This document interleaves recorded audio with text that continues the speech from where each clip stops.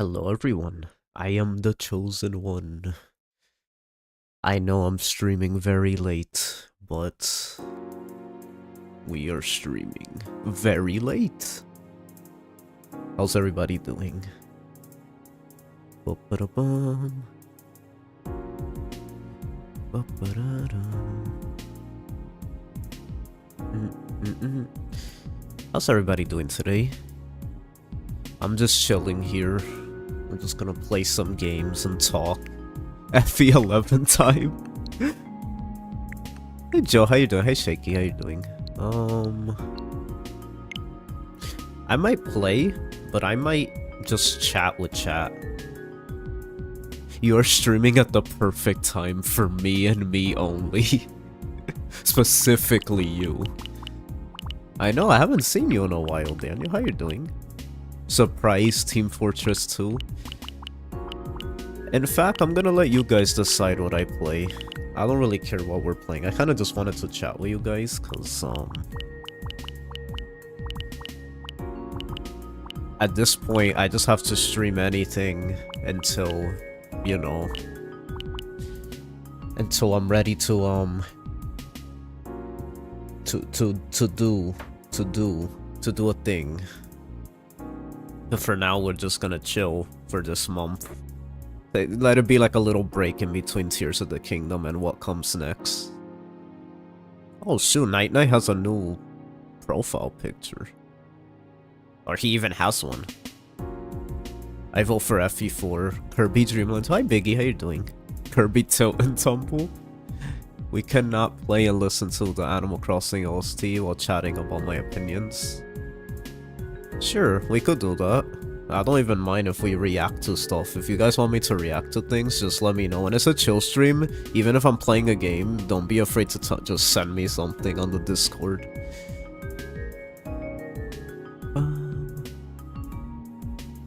Do I? Oh wait, never mind. It's funny, it showed like if you had a new profile picture. Wait. Or is that a glitch? I can't really see, my eyesight's really bad. Also, leave a like if you could, I appreciate that. Kirby Dreamland 2, okay. We'll just start with this. I'm gonna switch up the games every few minutes. Let's just at least put something on the screen while I talk to chat. Just put something on the screen, you know, just something. Oh, I know what we could do today. We could react to the Ganondorf video.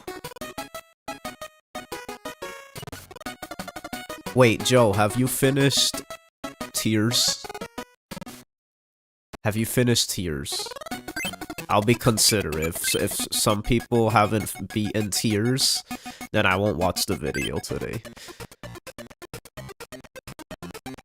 I don't want to force you out of the stream so quickly.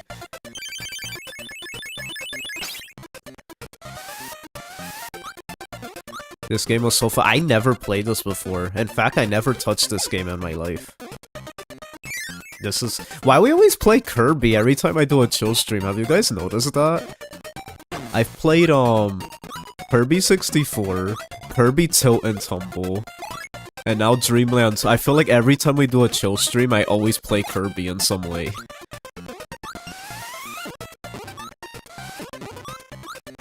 None of us were born when this came out. Huh? 1995, anyone not born by the time this game came out? I was born 3 years later, so I was close. Kirby equals chill, true. Let me know if the sound is good too. Kirby's a relaxing turn your brain off game, true. I could play this while talking to chat. It's the only game I could multitask. Because it's so simple.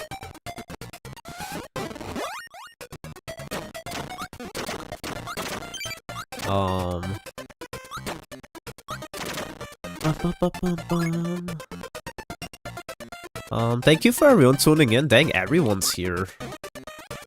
Like, a majority of my regulars are here. Good to see everybody. Make sure you leave a like. If you leave a like, you get more friends. You do realize that, right? You get more friends. It's true. It's proven to be true.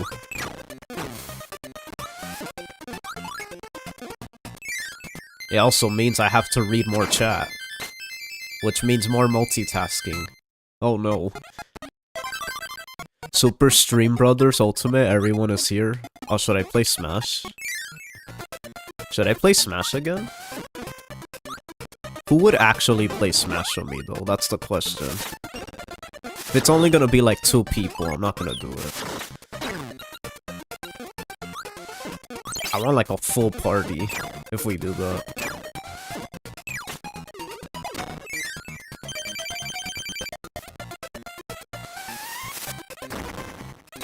Joe is Vander? Joe, you're Vander. You guys are so mean to old people, it's not nice. I won't stand for this. Also, what the heck? What is this? I'm already dying in a Kirby game. Smash is lame. Elder abuse. Yeah, that's what I'm saying. It's okay, I'm on your side, Joe. I'm pretty much the other... Oh, I'm not even old. I don't even know why chat makes that joke about me. I like how Daniel's like, nah, Smash is lame, and then he's like, anyways, I'll play. That's just funny. You have to suck in the star.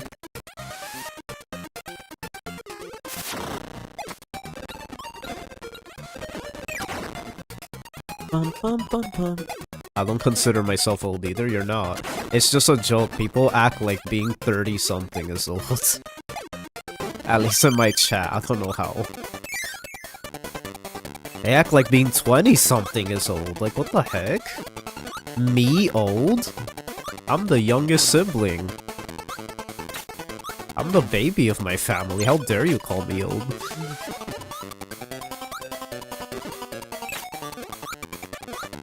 I'm literally the youngest one in my household.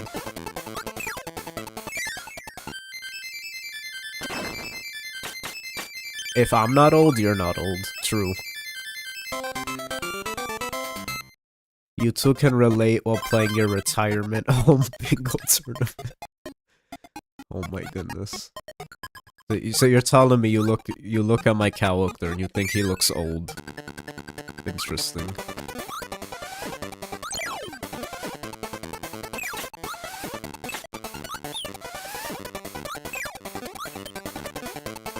My coworker's turning 30 tomorrow. Bingo is fun though. Biggie, does that mean you're a boomer too? I just noticed, how old is Biggie?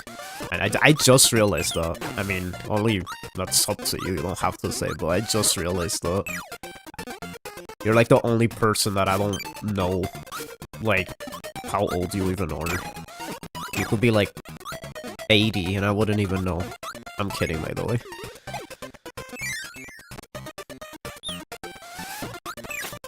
I'm trying to remember an original Game Boy game I was surprised I loved. I casually called Chozo old. But I get an absolute kick out of calling Ruben 87. Remember the Great War, the war to end all wars, at least until mid-20s. Oh, okay.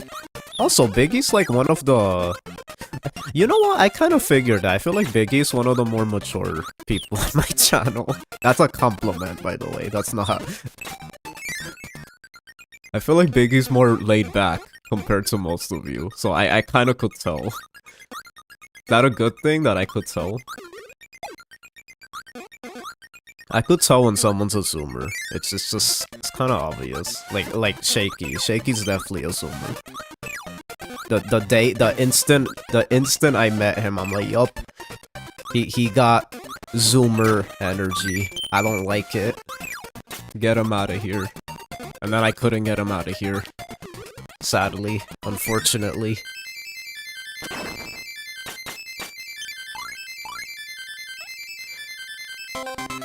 I get that more than you think. People say I'm very mature. No, yeah. That's a good thing. It balances the chaos in my channel. So, you know what? It's fine. Why does this guy... Wait, why is Wispy... What the heck? Wait, so this is back when they actually used to change up Wispy Woods? Why is Wispy Woods ready for COVID? Like, what the heck?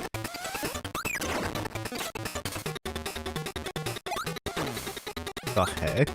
I never seen that incarnation of Wispy. I'm the second least mature person. I refuse to be considered loonier than Rainy.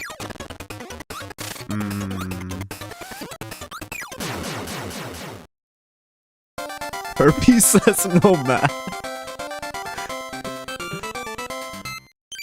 That's just funny. That's just a funny comment.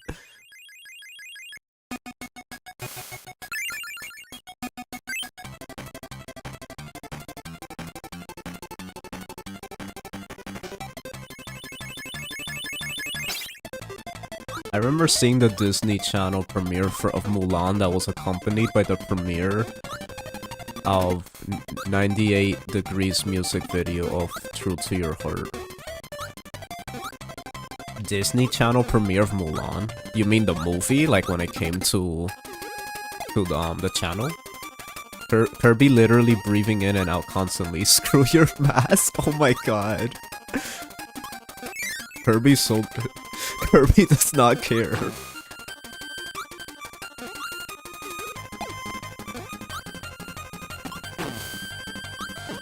That's kind of crazy. You said in 98? That was the year I was born. So you were just casually lurking the earth while I was just coming out of the womb.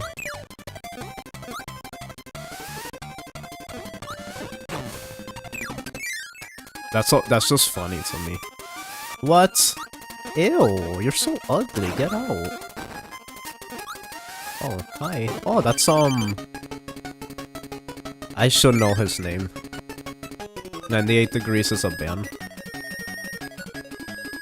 Tamagotchi, that I know of. And I never had one, but my siblings, I think, had one. I remember the good old days when Halo 3 came out. Wow. That's considered the good old days. That's funny. That's funny.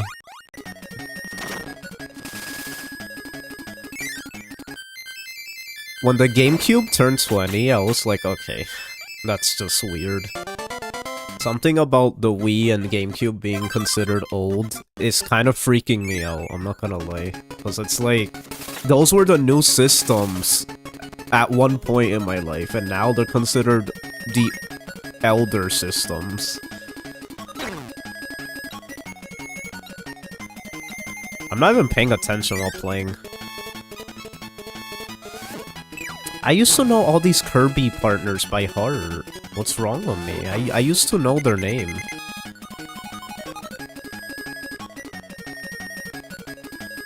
Magical Quest starring Mickey Mouse? That sounds very familiar. Why were Tamagotchi such a popular episode gimmick for every kid's show? I know, right? I feel like that's in every show, like there's some kind of parody off of that.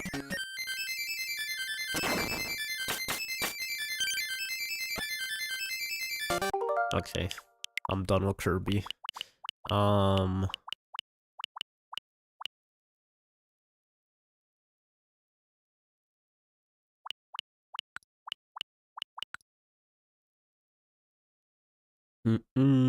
Okay, chat.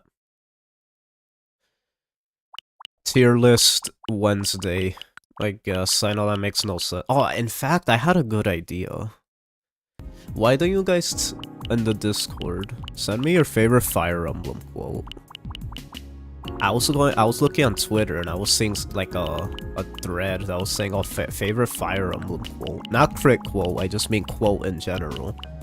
And if you can, let it not be a spoiler. So I guess no Juke Draw or Radiant Dawn quotes. Unless they're not really like a spoiler, then I don't care, but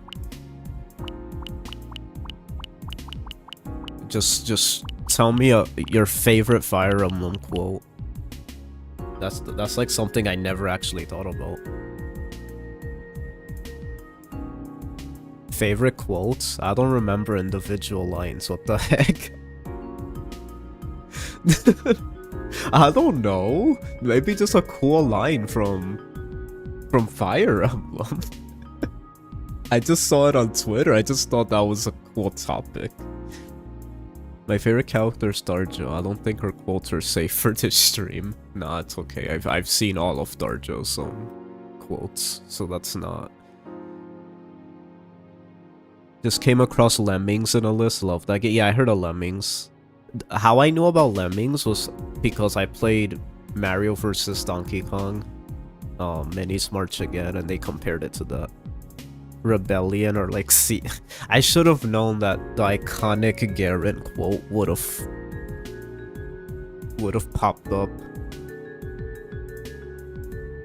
I liked when Sigurd said, "I now go to fight the ultimate bad guy, Greg." Who the heck is Greg? Who's Greg?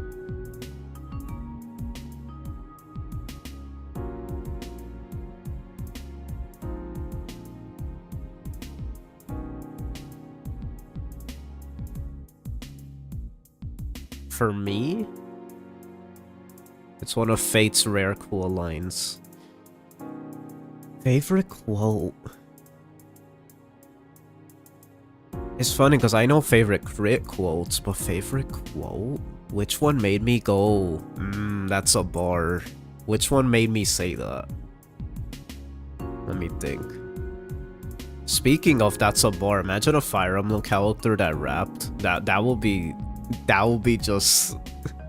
that'll be the day. When we have a Fire Emblem character that just sings all their lines or raps all their dialogue, that'll be the day. Hi Rudo, how you doing? Back then, graphics were not very important. It led to a special type of enjoyment that centered around gameplay and story. Yeah, absolutely. I think most of us kind of experienced that to an extent. Rick quotes are one of the few things Engage did a great job with. Ooh, Biggie got a good one. Let me see this. Actually putting in effort. Let's see. Only you can truly understand your own sadness. Others can sympathize or even empathize. Yeah, I know this exact scene. But all anyone else can offer are the tears of outsiders looking in. So I have no intention of crying for you or of standing still with you. All I can do is promise to reach out my hand when the time comes for me to move forward. Edelgard 3 houses. Dang, that's 3 houses? Hey, you guys say 3 houses isn't fire. Flame Emperor spitting fire.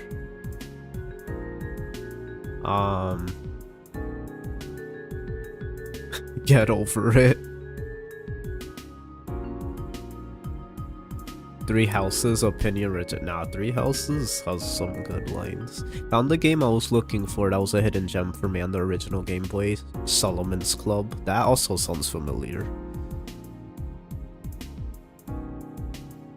Imagine if they actually rapped to on like Pokemon's rapping gym leader. Yes. I hated that. Like, they literally could have had voice acting. It would have made that so much better. For the glory of the Adrestian Empire. Do you say 3 houses? Yes. It's a dungeon puzzle game.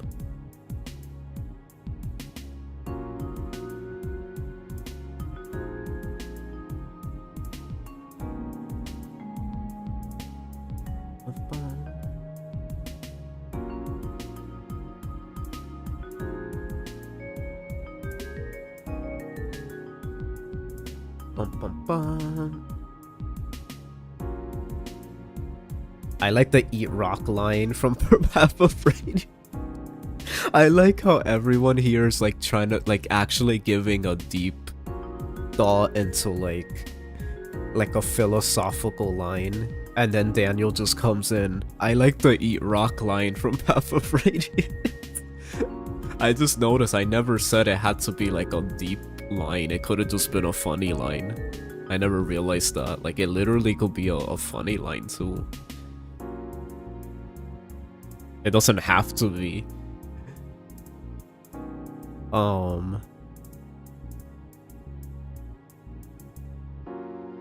I'm excited for Genshin 4.0 is gonna change everything. Oh, there's another .0 for that silly little game. Another .0. One of my streamer friends explained to me Genshin, and I'm like, oh, that's pretty cool. They were like, oh, every time there's a chapter, there's a new world that gets added, and he was showing me each world, and I'm like, oh, that's like Fae, but open world, kinda.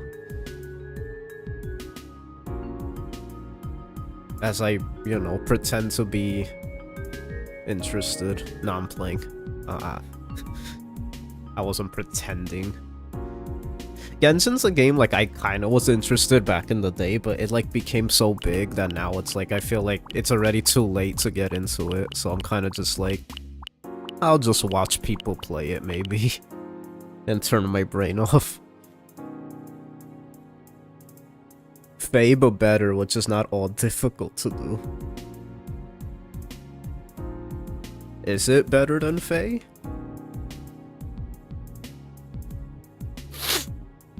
Okay. Give me a tier list to do. I'm in the mood for making a tier list. Give me a tier list idea. It's tier list Wednesday. That makes perfect sense.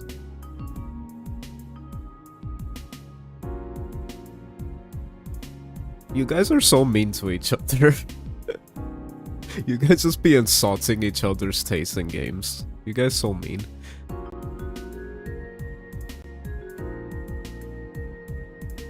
Tier list of all Fire Emblem quote. That's actually a good one. If only there was like something like that. Sadly, there's not.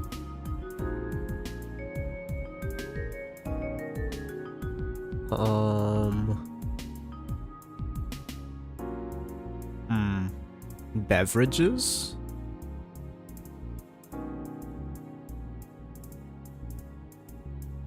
Tier list for beverages. Okay. Uh-oh. I hate doing things that are food related, because then you guys are gonna make fun of me for how much I don't. My lack of variety and stuff that I eat and drink. Because like I said, I'm like the most simplest person ever. I am the simplest eater.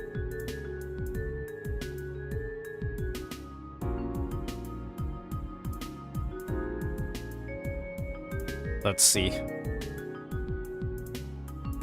But beverages aren't food, they're drinks. True. You know what? You're right. Let's see. Here we go. This is not even lean. They even included lean. That is just funny to me.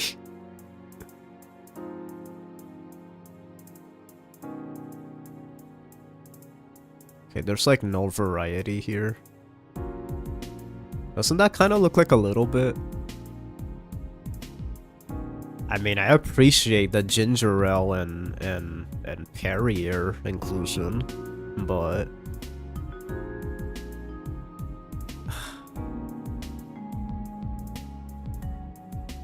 nothing should be in water's S tier. You're actually right. You probably learned that after you turned to a skeleton. You're like, you know what? I should have drank water. What's lean? You know what? I actually don't know.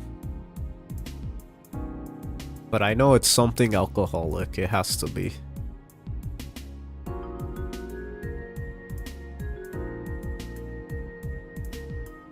Sometimes I only know stuff from hearing it from others. And I'm just like, oh, I just use context clues. And I'm just like, that's probably something that's not anything I would ever drink.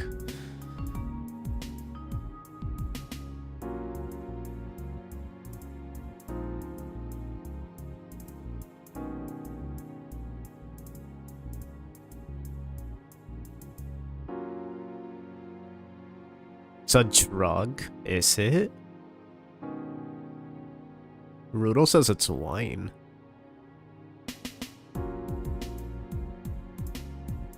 Full throttle. Okay, that skeleton water joke made me chuckle. Darn it, that's going in the lore. Oh, that's funny.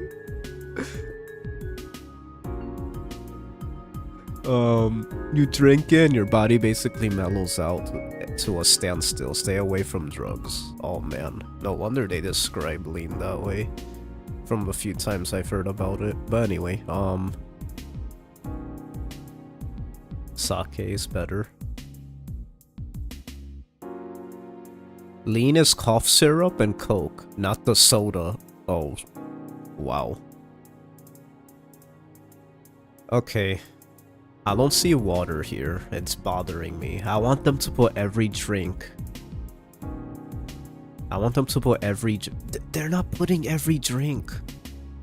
Give me everything.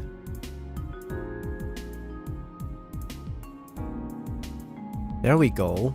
There we go. Wait.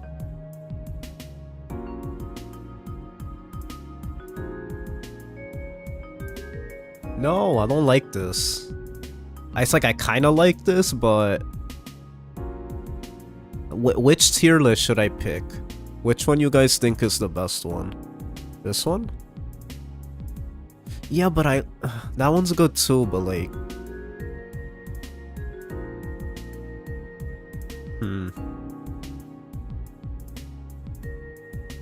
Beverages tier list?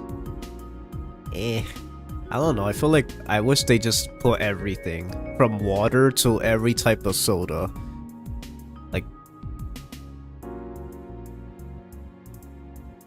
There we go. You see, one like this, there's a bit more. Let's see.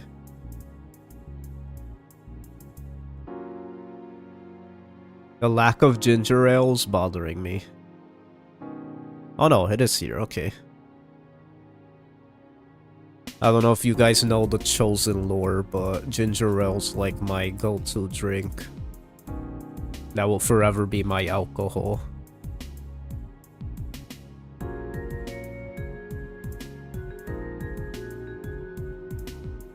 Carbonated. Yeah, but that's just carbonated. I hate these tier lists, they're so trash. It's bothering me.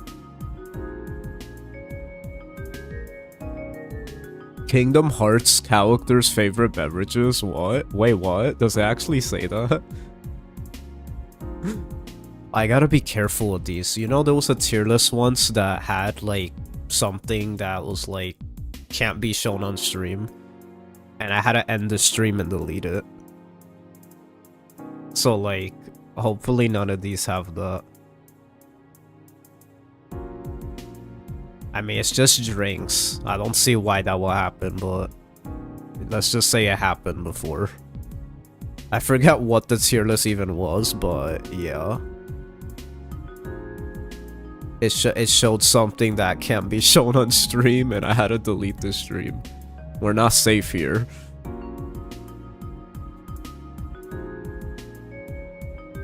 Also, I apologize if I'm like... Wait, what?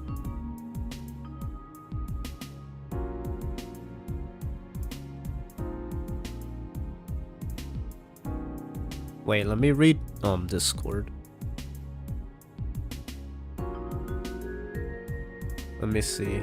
What's calm? You know, I don't really know either, but hey, don't worry about it. It's nothing compared to the size of this world. Gonzalez and Trek.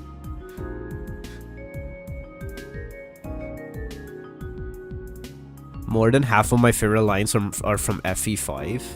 That's interesting. Lady Anna, I refuse to cry. Bonehole, I hope for your sake that you mean the burial ground you showed me. Camilla. Oh my god. These are terrible. Maybe let's go to Twitch.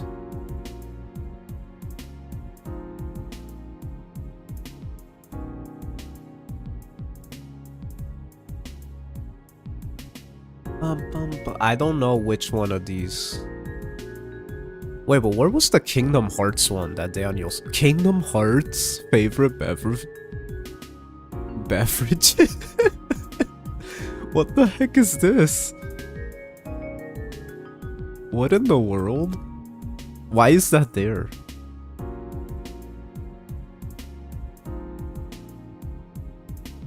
Hi Rudo, what's up?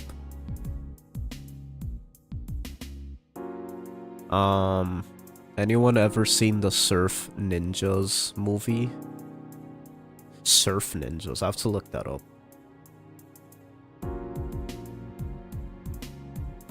That is the funniest bonk animation I've ever seen. I wish I could show it, but I'm too lazy to open up my Discord on stream.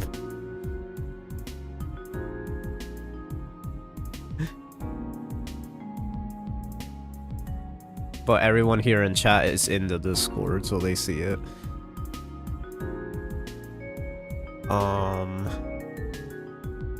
Okay, let's just pick one at this point.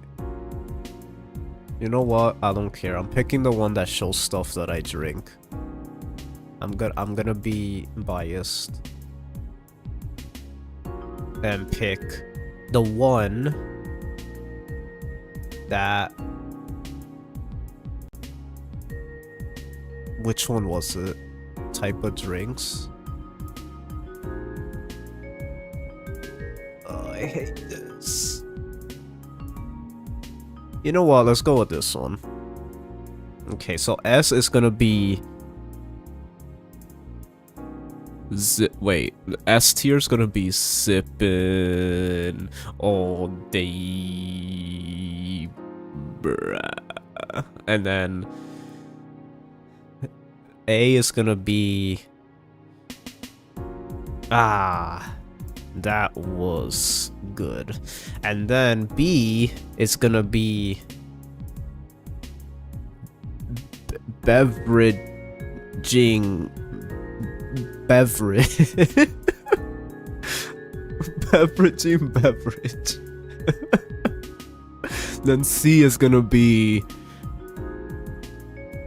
cough.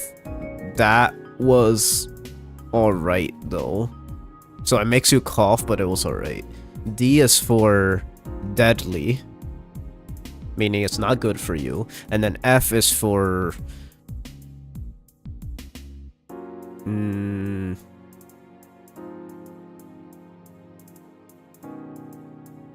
F is for friends who drink stuff together and then they die. That's what it is. Okay. Okay, so Gatorade. Gatorade is when you're really thirsty. This tastes so good. But I'm gonna put it on cough. That was alright. Because I'm not a Gatorade person. It's just like alright. B? S-A-B. Okay, you guys put it in B. I put it in C. Why was I counting? I literally put them like, I put the ones by, like, I named them after the letter and I'm here counting. Lemon lime soda? So, like, Sprite. Just Sprite, right?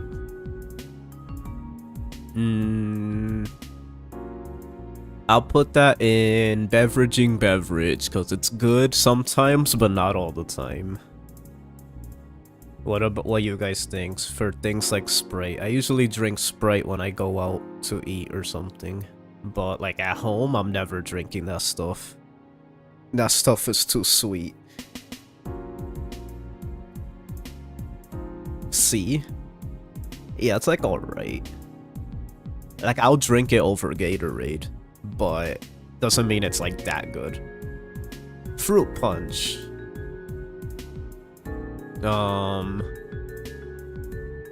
Okay, this is weird because, like,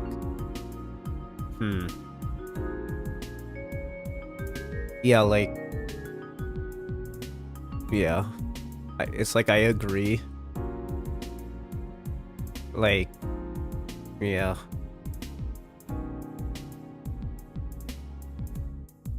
But it's not deadly. But like...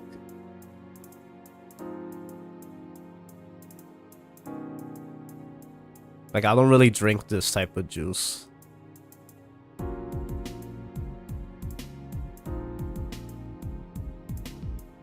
My family's big on this stuff, I'm not though. Fruit punch, I'm gonna put that in. Cough, that was alright though.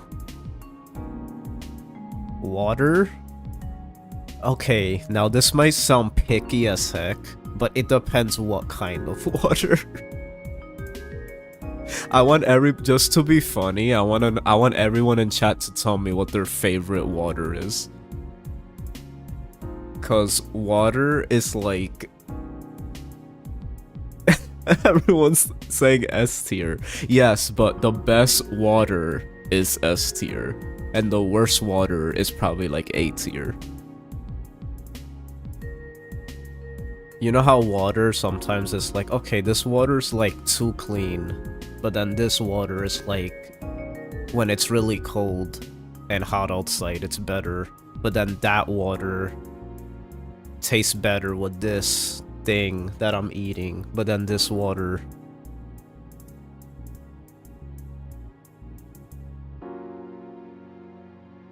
What I'm basically saying, are you a Great Value water or are you a Dasani water?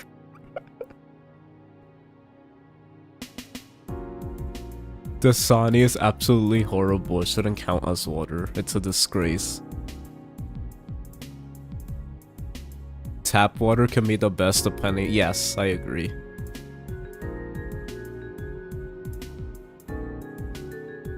I'm trying to think what is my favorite water.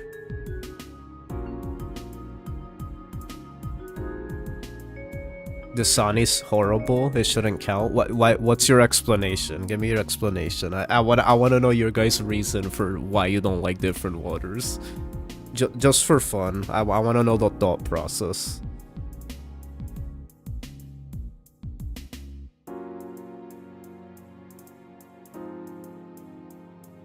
Here's a quote from Fire Emblem X Persona. Have courage, get out there and win.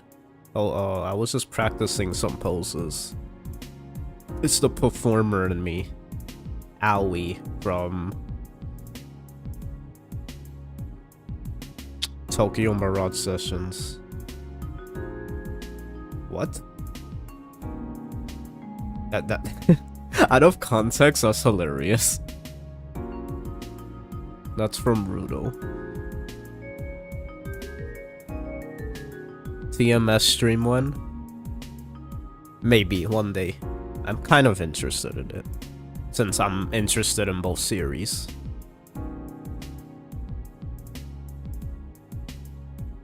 Okay, so Propel and Circle are my favorite water.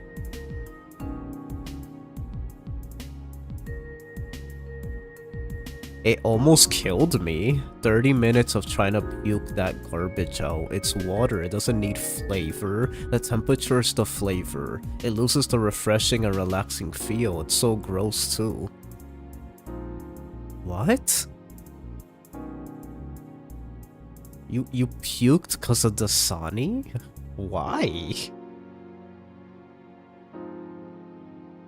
The tap water in Scotland, there's no lime scale, so it tastes delicious. I see. Can I just cheat and say sparkling water? Does that count? Can I cheat and say that?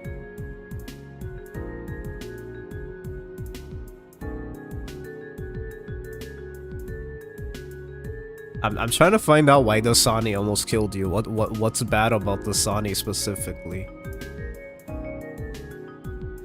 Okay, we'll put water in S tier. I mean, it's the only thing God made to make us live. Everything else has water to an extent in it. Hi Darkless, how are you doing? Sorry, I don't know why I didn't put it in S tier right away. It's because I just wanted to hear everyone's thoughts on different waters. Lemonade. Okay, this is probably gonna hurt some people. Or not hurt people, but it's probably gonna make people like look at me weird. I don't drink lemonade.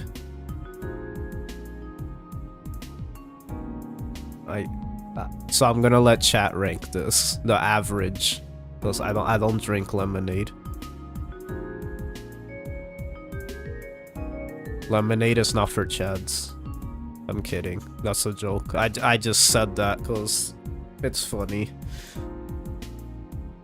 Hey? Dang, is that good? Maybe I should get on the lemonade. It's funny because lemonade looks really good, but I just don't drink it. I think I tried it once and then I'm like, nah, I just don't care. Am I weird for that? Probably. I warned you guys. Milk? That's S tier. If you guys know me, C, he puts it in C, so we have to lower it, the average. Lemonade watered down sounds like it'll taste good. I like my drinks watered down.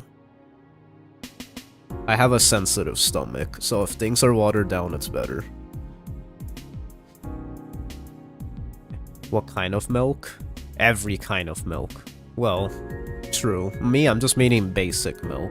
Like, I'm a big cereal person. I drink milk with so much. Milk is like my life, so that's going in S tier.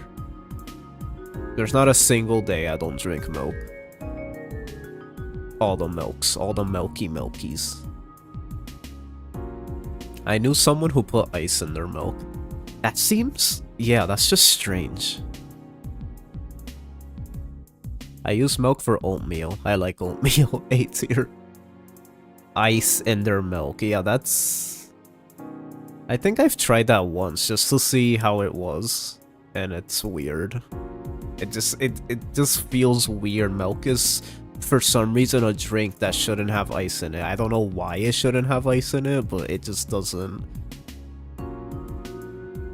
Yeah, milk. Oh, energy drinks? I never drink that stuff. And you shouldn't either. Because energy drinks are not good for you. And I'm judging you harshly if you drink it.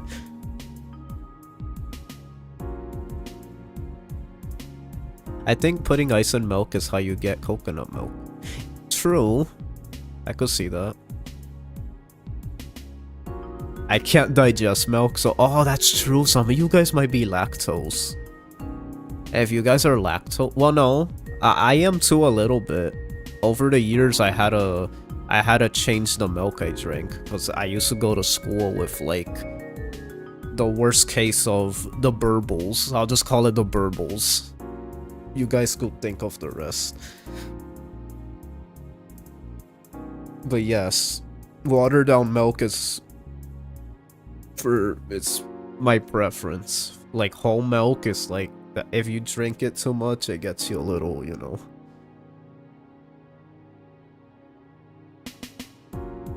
My mom did that whenever she overheated the oatmeal. Ice on the oatmeal. Burr. Energy drinks are a solid F. My energy drink is coffee. Yeah, I knew Joe was gonna disagree with this. I do, because I know you're big on that. Some people are. I know some people are into that, but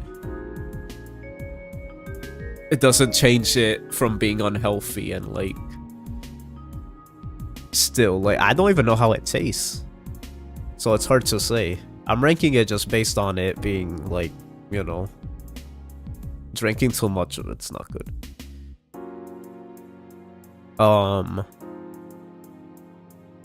Lactose intolerant, just tolerate it. Bubbles.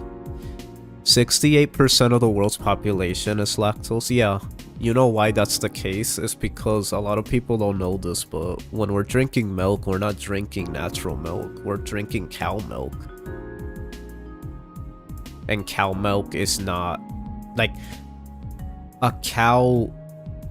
cow's child drinking their mother's milk is normal, but we're drinking another creature's milk. The natural milk for us is our own mother's milk, if that makes sense.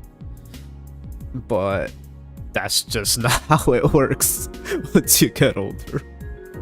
We just drink cow milk and we sacrifice our our stomachs, basically.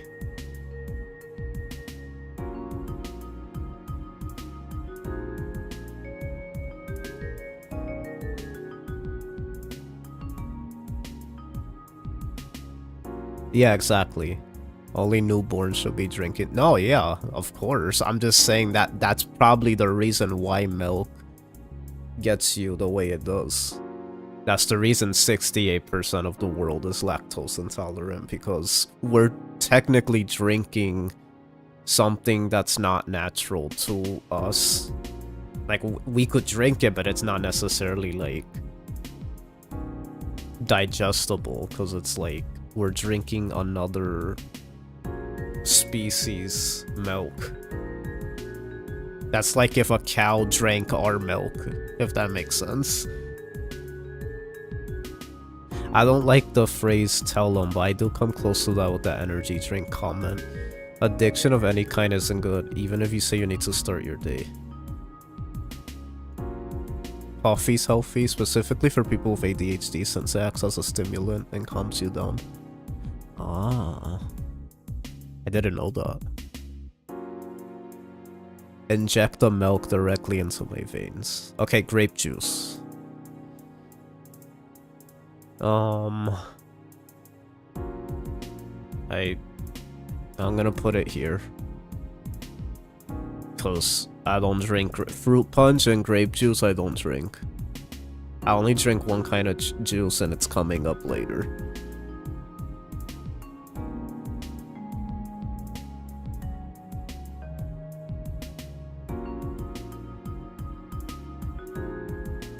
There's no reason for an adult to consume milk. That's why most people become lactose. Ah. Well, yeah, I don't care. I'm drinking milk for the rest of my life.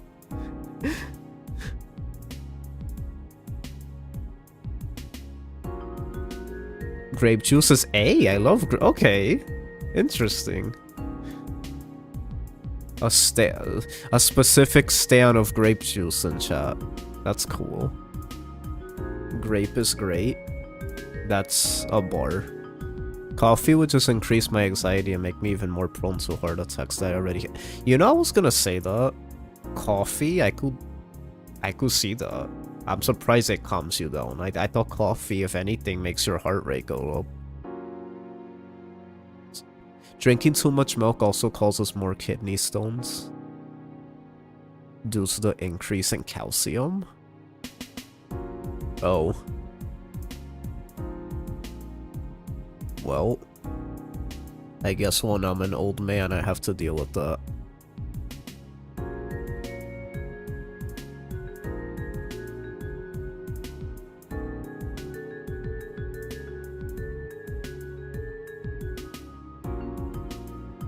Grape juice? No comment. It's not bad, but it's not for me.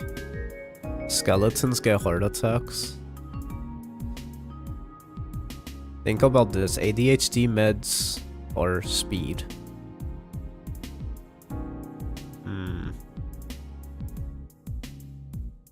Okay, so grape juice is C. Iced tea. Okay. Again, iced tea is like lemonade. It's something people love, but I don't drink it, so I'm a bit weird. I'm gonna put this... I'm gonna let chat decide iced tea, because I don't drink iced tea. Yes, I'm weird, I know. I'm weird.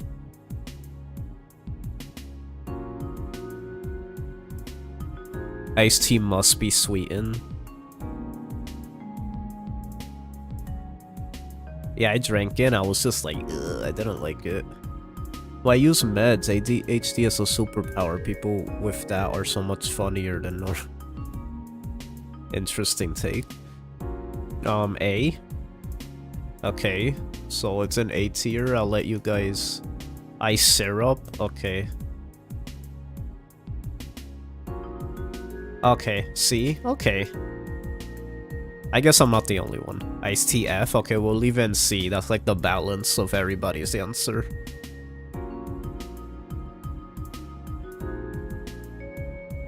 What? Ginger ale's not on here? Screw this. They didn't put ginger ale in here.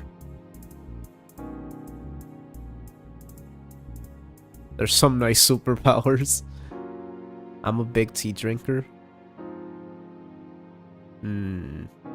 Okay, sparkling water. That's S tier for me. My favorite kind of water, the one that's good for your stomach.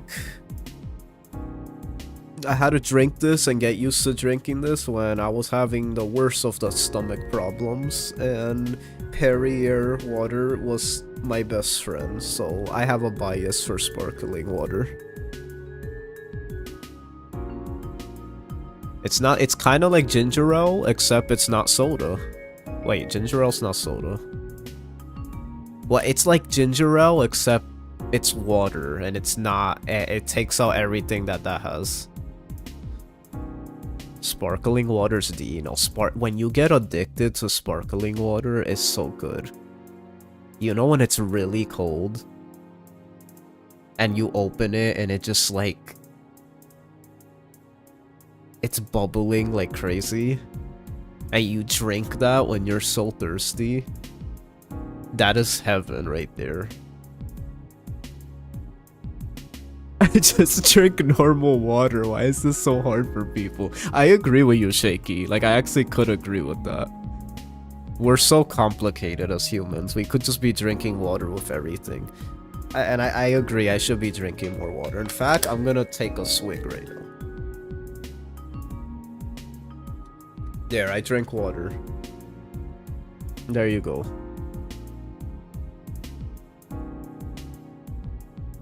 Sparkling water, milk, and water are top champions.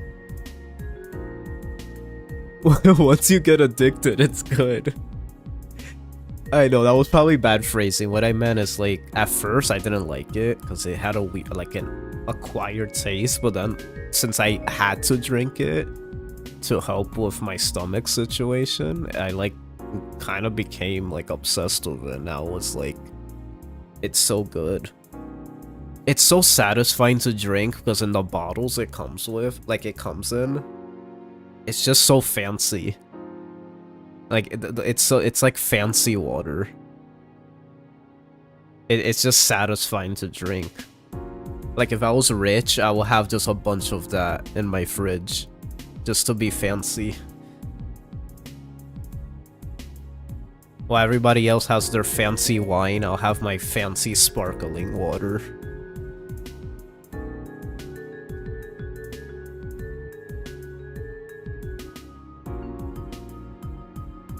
Ba-da-bum.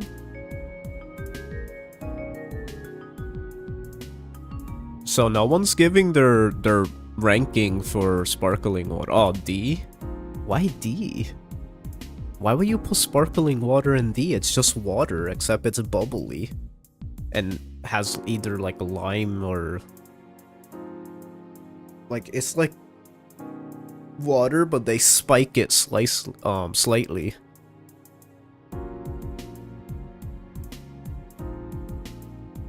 They don't actually spike it, but it kind of feels that way. When you drink it right when it's fresh, it feels like you're like... That stuff goes to your head. Especially when you guzzle it down, it's like, oh my god, it's so satisfying. Your head rushes. It's a pointless DLC. Well, it's my favorite kind of DLC, so I'll take it. Also, for anyone who's here who hasn't left a like yet, please do. Every single like helps. Also, if you like citrus soda, let me know. Cause... I don't know. Citrus soda? Isn't that the same as lemon lime soda, or am I like going crazy? I feel like that's very similar.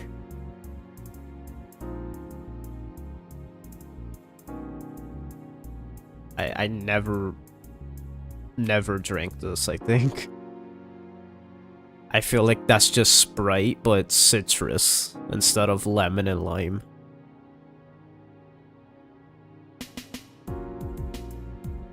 Oh, orange soda? Oh yeah, the orange soda. No, wait, orange soda's right here.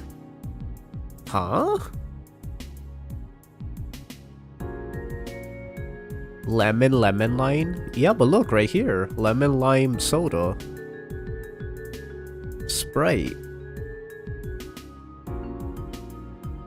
I'll leave a like when you put sparkling water down 3 2. Why? It's water.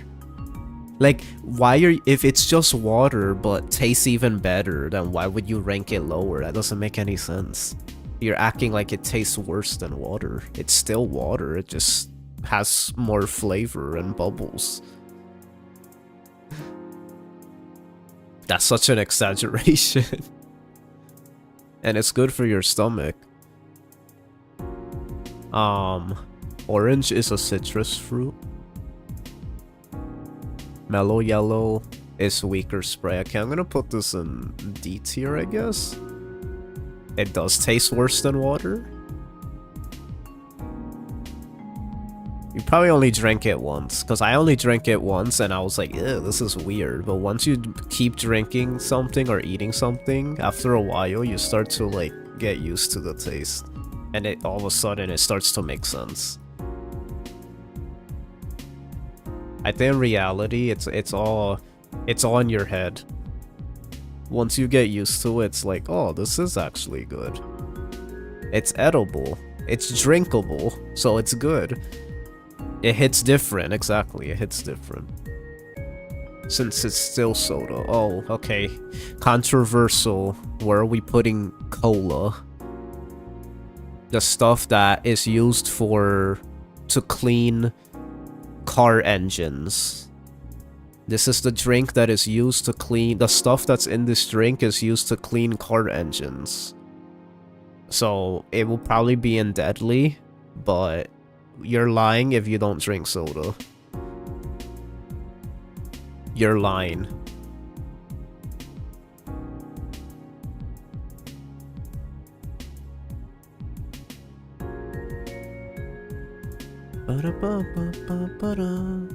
That's not a good thing. Never stray from original water, my people. I mean, I still drink regular water, but if it's there, I'm still gonna enjoy it.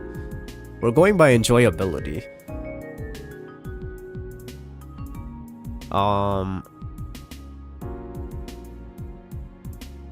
Like, at least I'm drinking sparkling water and not soda. That's my point. Like, if my special drink is gonna be water, but just slightly with flavor, that shouldn't be too bad when people out here drinking Coca-Cola and coffee and energy drinks. You get what I'm trying to say? Like, at least I'm doing that. At least I'm still drinking water.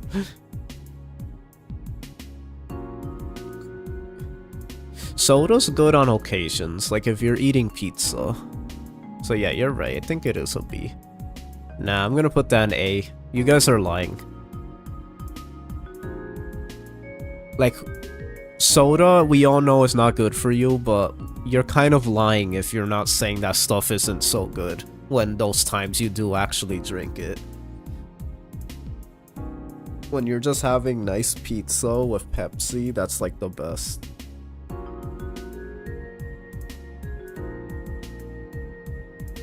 I used to love most sodas, now it's just odd, but sometimes decent when cold and combined with certain meals. I don't know, B, C, I have a weird relationship with cola, I don't want to rate my ex.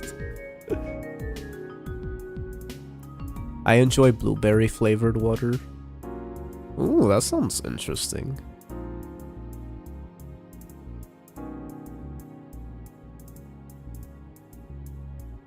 Yeah, I feel like soda should have its own list. You know what? Joe has a point. Because each soda tastes different than the other.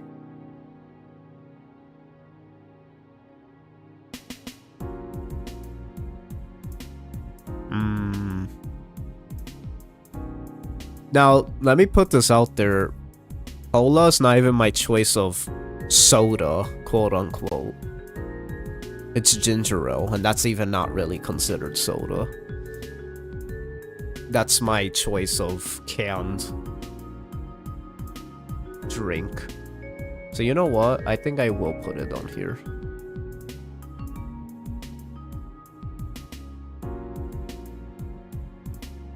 Something needs to go in deadly.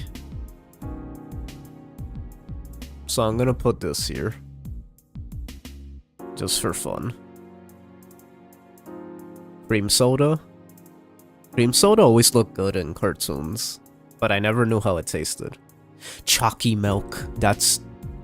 What about chalky milk? S tier? I'm putting it in S tier, because I love milk and I love chocolate, so when you put it together, you get the best thing. I don't drink it often, but when I do, I'm reminded how good it is.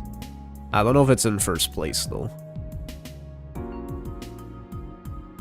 There we go. Chalky milk.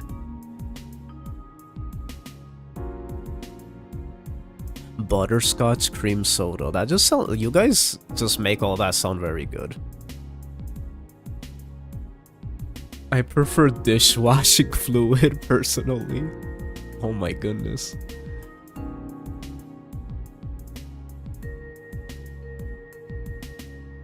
You know what? I'm gonna move this up. I'm gonna stop lying and acting like if cola isn't, like, good. Like, it's something I drink. It's the least, out of the things I drink, it's the least one I drink, which is a good thing, but I'm not gonna lie and say it's not good. Have you ever met a chocolate cow? I wish. I always used to wish. Like, every time they used to show, like, the brown chocolate cows on the... like, on the packaging of the chocolate milk, I used to be like, I don't know, something about it was just satisfying. Like, I wish it was real. But it's not. It's hard to explain why it's satisfying, but it just is.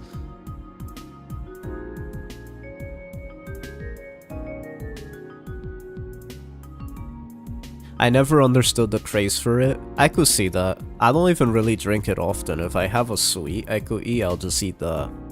But when there's like nothing to eat, that's your best friend.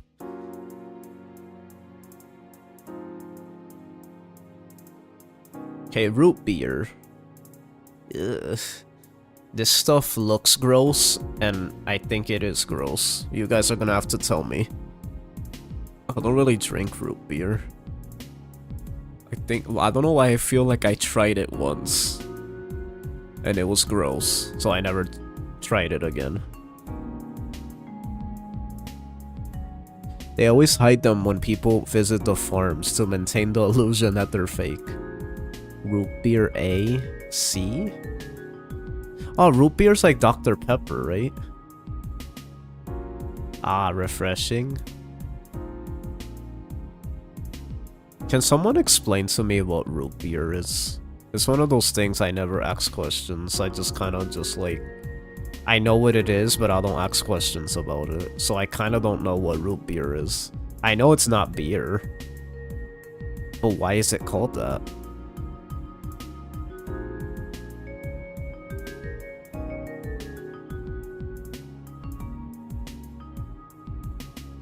Have you ever had real root beer? Probably not.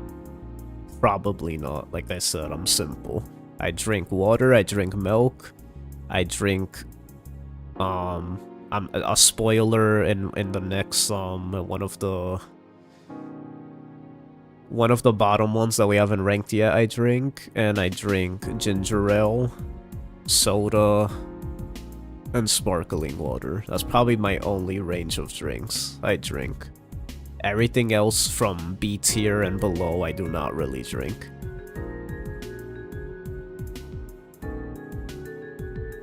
Don't put root beer in a square glass, then it becomes beer. Root beer made of? Root beer is typically made from a blend of carbonated water, sweeteners such as cane sugar or corn syrup, and natural flavors. Common flavorings used in root beer include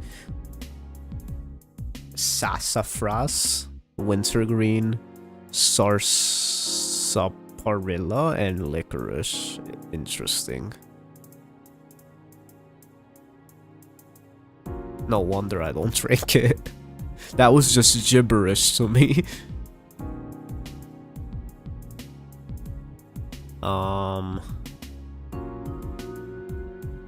Okay. Wait, this is my list. Well, I don't know. Let's go based on what you guys said. C, A, S to C, so that's like A, so that's B. Hi Kevin, how you doing? I'll just put it here.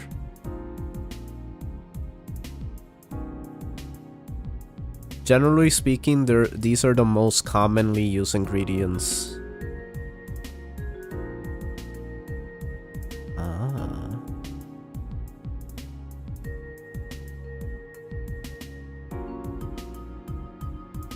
Root beer is made by magical cowboys.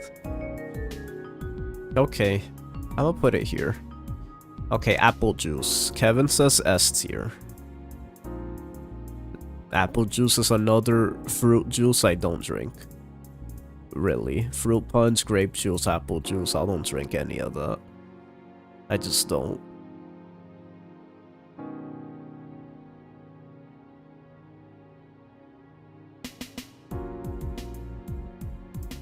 So you guys are gonna have to...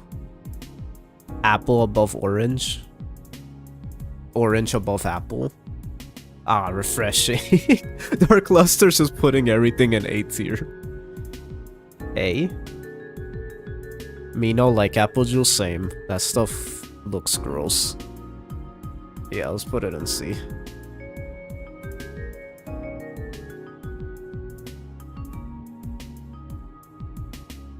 Powerade. I'll be honest. Can someone remind me what Powerade is? That's like a different Gatorade. What is Powerade? Am I dumb? I don't like... I know I've seen this before, but I just realized, like, what is this? What's the difference? Never touched this stuff, so I don't really know. It's basic. It's worse Gatorade. Okay, then let's put it in deadly. Everything is C. Basic because you can't beat water. I like how Shaky appreciates water so much. It really goes to show that after you become a skeleton, like, you just appreciate water. And what you were missing out on. Sports flavored water with electrolytes. Yeah. That's like Gatorade. It's interchangeable. Orange juice. Finally, something I drink. There we go. Orange juice goes in a solid A tier. I hope you guys all agree. It's the best of the juices. Out of all the juices, this one's the best. Because it's orange. Who doesn't like orange? Shouldn't turning into a skeleton make you a milk guy? Yeah, I know, right? Calcium.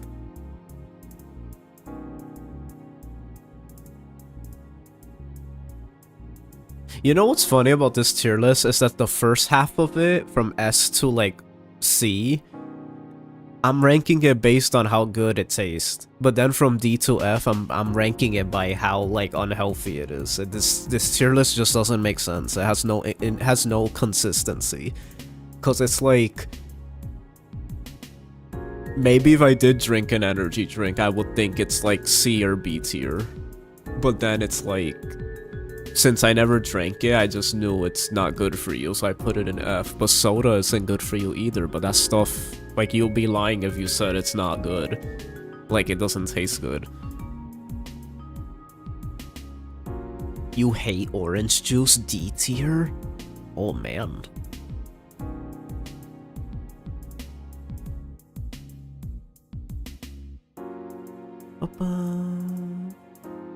Hello, been a long time. How you I don't know how to pronounce your name. Can you help me pronounce your name? What should I call you? What does that stand for? But yeah, how you're doing? Person with a name in a language I don't understand. Oh, Callum, okay. Oh yeah, I could read it. It does say Mr. Callum. It's just like stylized. Mango was banned from my childhood because my mom is extremely allergic. Oh man. Mr. Calcium. Also, cranberry juice is absent from the list, and that's sad. I agree. Cranberry juice, my family loves that stuff. Orange soda.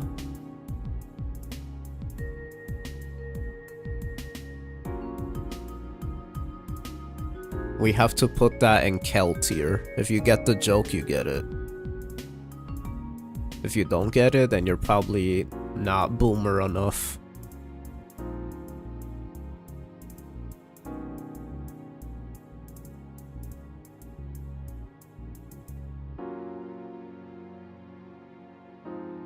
That orange soda, it goes in Kel tier. If you don't get it, don't ask. If you do get it, just put a winky face in chat.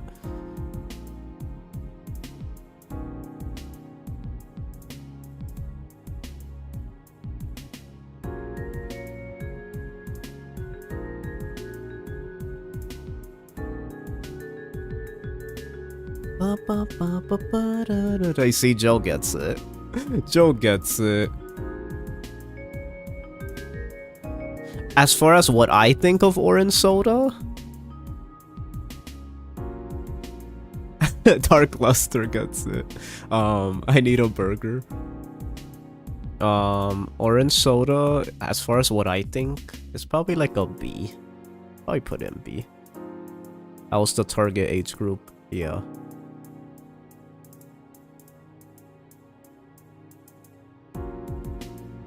Tea? I don't like tea. I know it's good for you, but tea is like sophisticated drink that I'm not sophisticated enough to drink. I already have my sophisticated drink, and that's sparkling water, and you're gonna deal with it. You guys could do it.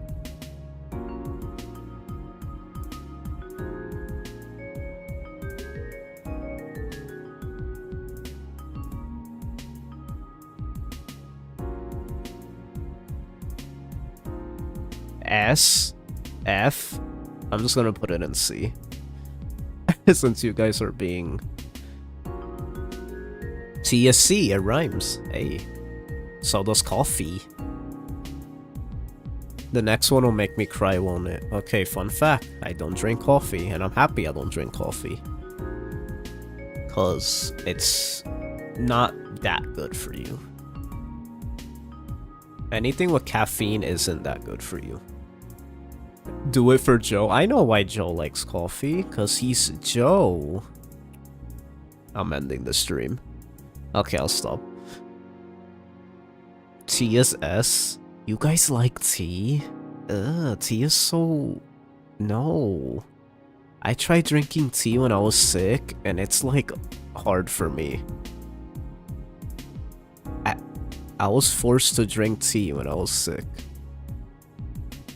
And yeah.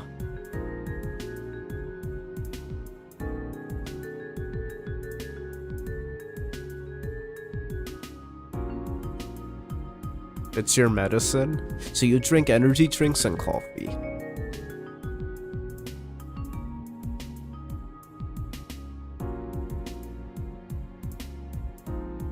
It will literally kill me. Coffee? Some say S, F. I don't even know how coffee tastes. I've never... Have you guys... Guys, guess what? I've never tried coffee. Ever. Never tried coffee in my life. That might sound so weird. Because usually coffee is such a normal thing to drink. And like, you at least try it. So you can know if you're gonna be a drinker of coffee, and I do not drink coffee. I never even tasted it. That might sound so strange, and out of all the things I don't drink, that might be the strangest, especially in a family that lives on coffee. Like, my family is a big coffee, like, are big coffee drinkers.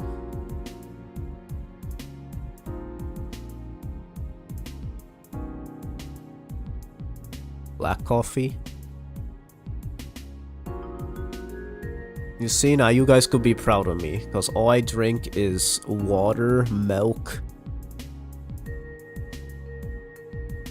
orange juice, and of course, at number S+++ tier, that's not here, the love of my life, Jinja Eru.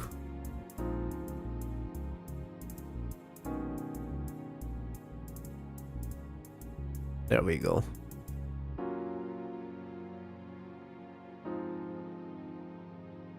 My grandma was my original dealer. She always gave me instant cappuccinos behind my parents' back.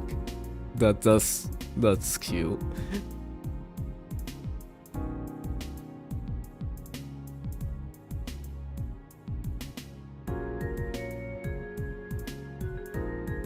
Okay, that's our tier list. Ginger ale feels like an inside joke to me now, the memories. That's right, is Shaky the only one that knows about the ginger ale story? Shaky, do you wanna tell the class what you're referring to? Yeah, I think Shaky was the only one.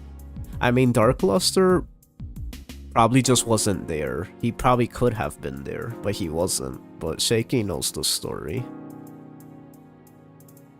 This was before Daniel came.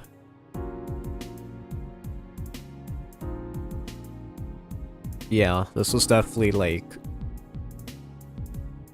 a little bit of the older times. Terrible tier list, I would judge you now.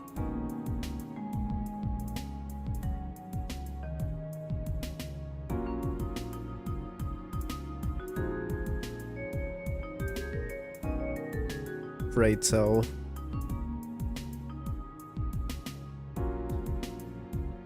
yeah, the ginger ale story. I'm going to bed. Thanks for the stream. Have fun. Good night. Good night, Biggie. Thanks for coming. That was fun. It was nice having you. You know, just for you, Night Night, I won't say it. Oh, okay, he's gonna keep it to himself. I guess you guys won't hear about the ginger ale story. Man, the next level trolls I used to do back then. I used to do next level trolls to my chat.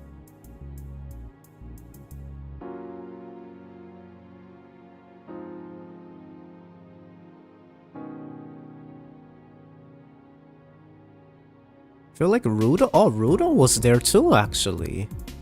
Rudo, you were there. Rudo, you could actually be the one to tell the story as well, because I believe Rainy, Shaky, and Rudo were there.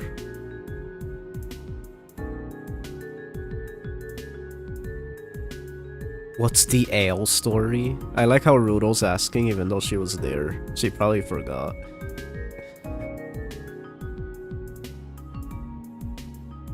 In fact, I don't even know which story Shaky's referring to. It might be like one that I'm not even thinking of. I'm thinking of another one, I think. The shirt story? Man, that brings me back. I get that reference. Only OGs get that reference. The shirt story. Man. That brings me back. Okay, Joel, take care. Stay safe.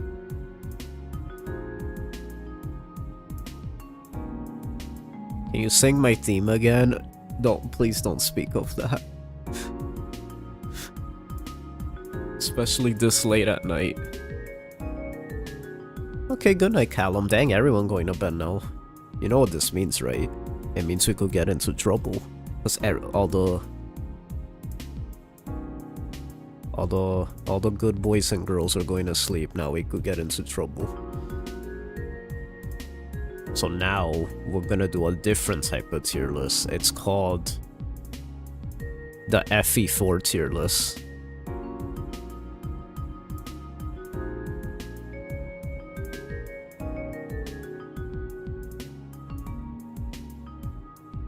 Yeah, exactly. It's time to play the room.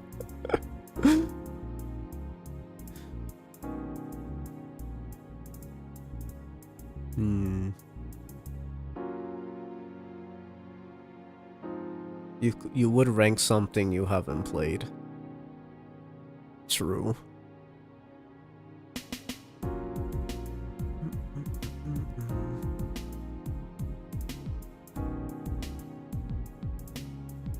FE4, I didn't play 2 or 3 yet. Are there spoilers?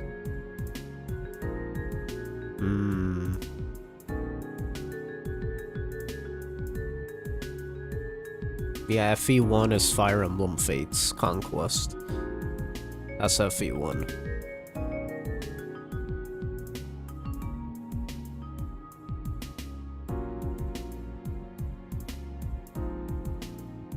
I can't believe we rank drinks. What are we doing?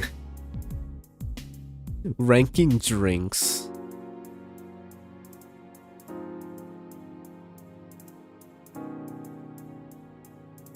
Not The Room. Don't worry, Rudo. I'm not watching The Room. Ever. Again. In fact, what's The Room? What are you guys talking about? I don't know what The Room is. Yeah, FE2 dies to save FE3. You mean, what are you doing?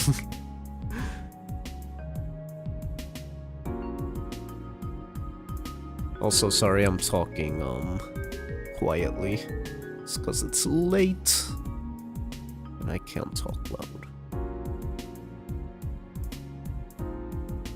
And it's a school night. School starts tomorrow, which means I will bother the neighborhood. If I talk too loud, everyone's gonna be like, stop screaming about video games, people go to school tomorrow.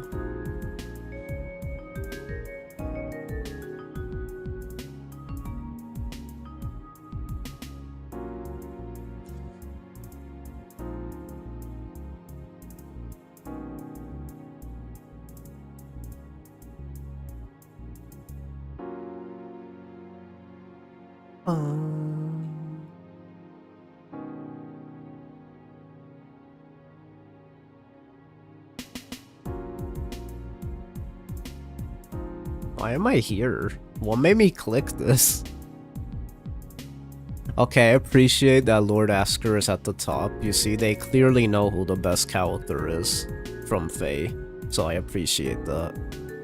Heroes all F tier. Shaky. Asker is S tier. Then everyone is F tier. Then you're correct.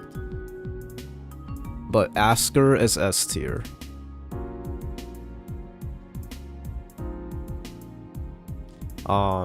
Faye OCs.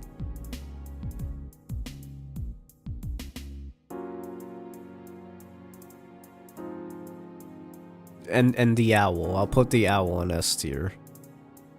I'll put... Nah, she's... Yeah, no. Let's just...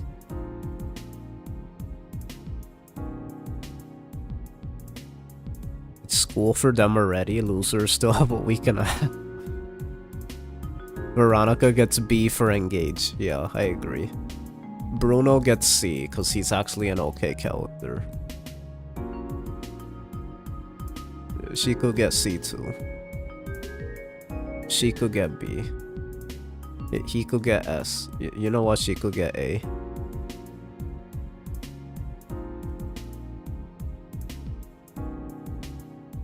This guy played the tambourine, so he gets S tier.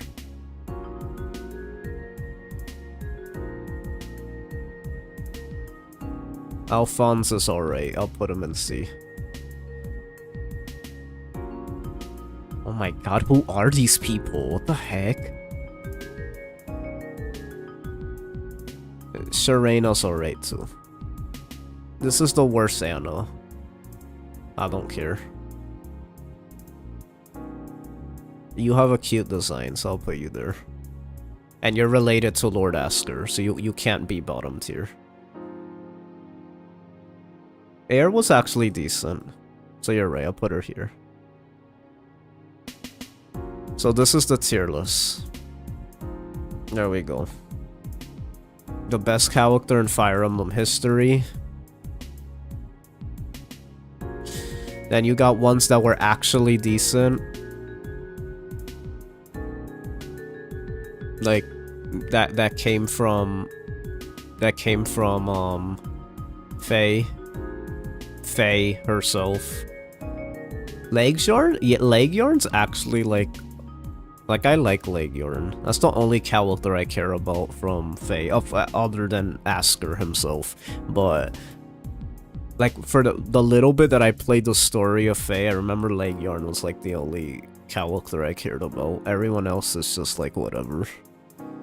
I don't care about them.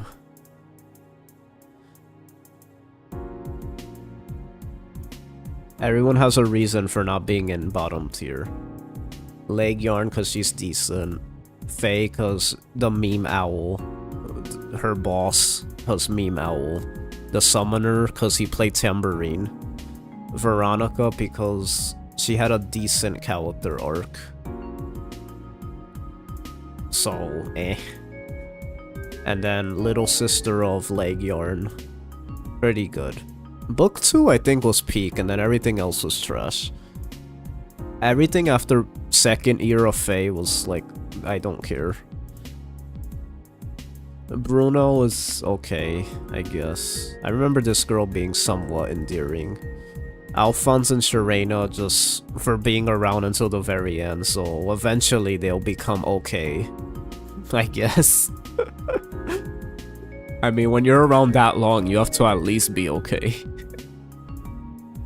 And then, Ash, because she's related to Asker. And then Air had a okay character arc. That's it. Everything after Air, I don't know about. Or Air, however you pronounce her name. Amazing list.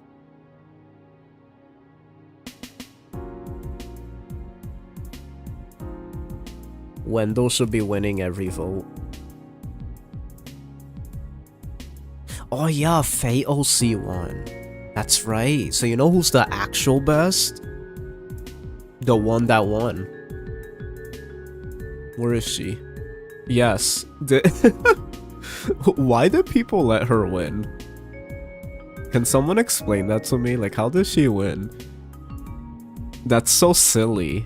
You guys are such silly gooses letting her win. What's wrong with you guys? You guys are so down bad. Should've let Asker win. I can't believe you guys didn't. Oh my god, I just had the craziest idea. I can't believe we didn't let Asker win. Guys, you guys didn't let Asker win. Can you actually believe that? Like, if there was one Faye character, screw Veronica, screw whoever this is. You guys didn't vote for Asker. If you're gonna vote for a Faye character, how are you not voting for Asker? Like, that's like, he's the most memeable out of them all, and you're gonna... I'm so disappointed in the fandom. You let your down badness overcome your memery. I'm so mad. Narring exactly the round table of memery has Lord Asker, Narring, Garen. Who else am I not thinking of? Like, there's a round table of memery. You gotta vote for them first.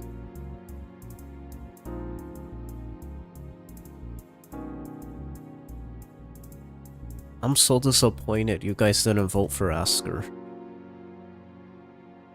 Did you guys know that Lord Asker's voice actor retweeted me doing the Asker? I don't know if I ever told you guys that. Maybe I did and I forgot. And I just... But just in case I forgot, that happened. Very funny.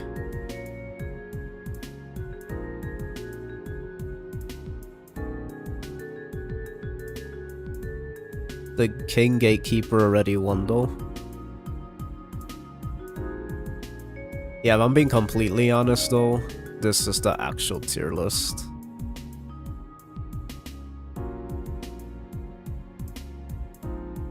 This is probably the actual tier list.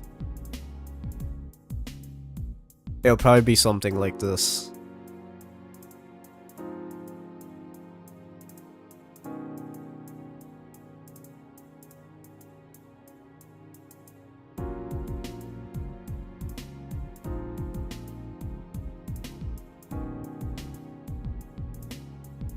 There we go. That's my fate tier list.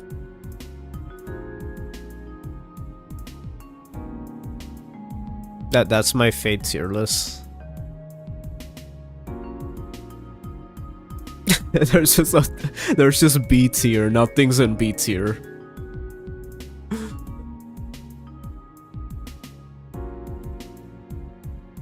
It's like that's it.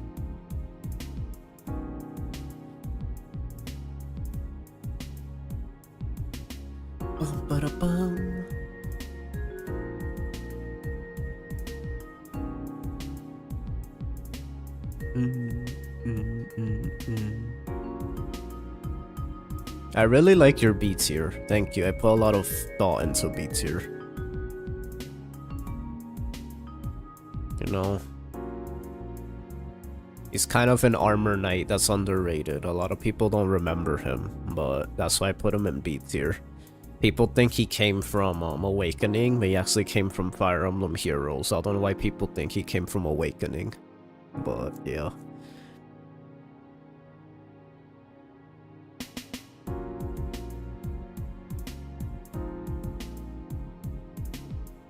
Your sister just died. I'm violent. I don't get the reference or the joke.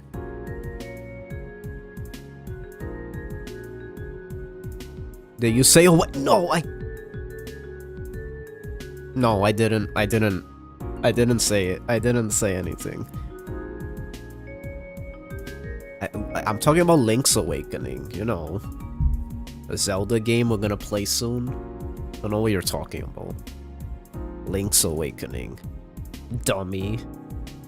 Baka.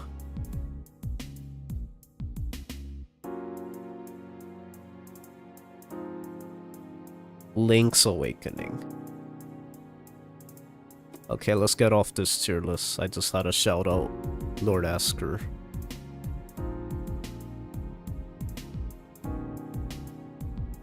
So what's the schedule for whatever you're cooking? You know what? Just for you, I'll tell you. I need to wait for one thing, and then I need to wait for another thing. Then when both of those things are done, I need to do a thing with those two things. And then after I wait for that third thing, I have to make sure that the other thing is done. And then when that other thing is here, I could do the thing. And then after I do the thing, I could do the thing. So maybe 2 weeks or 3 weeks.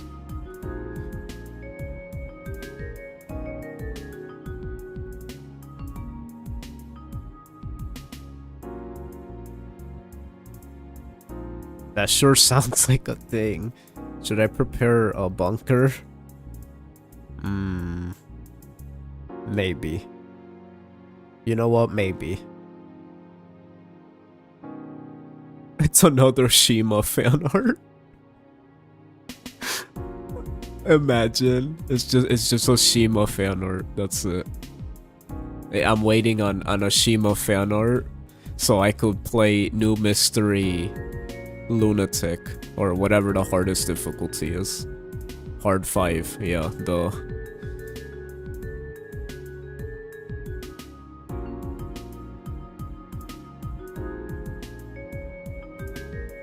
I gotta pee so badly.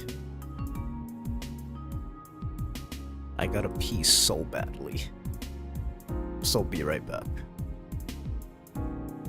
Don't go anywhere.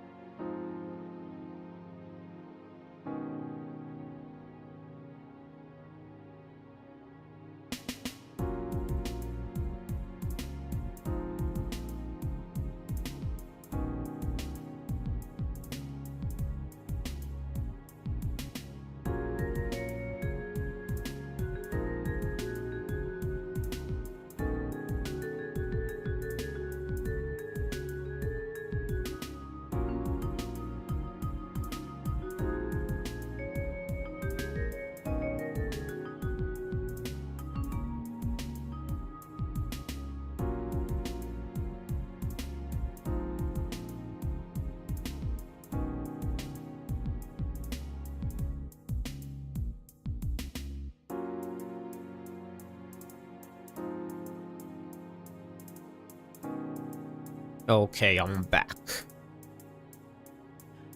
Let us do a thing.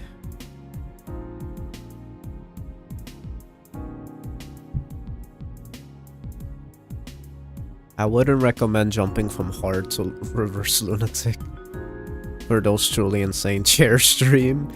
I like how Dark Luster like references all these different like content creators that I'm also a fan of, and you guys have no idea of the references.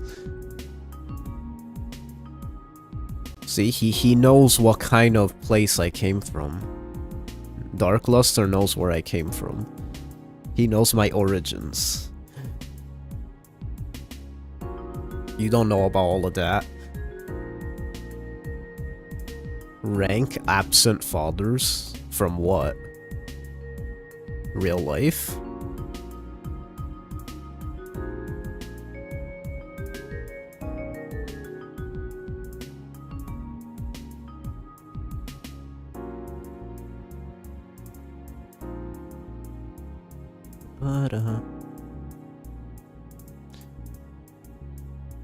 Fire Emblem Heroes waifus? Are you serious? Why is this here? Okay, I'm done.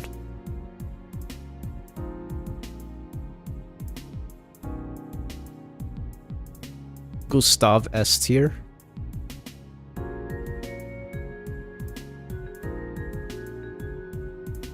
Gustav? Oh, yeah. I agree. Gustav is a good character.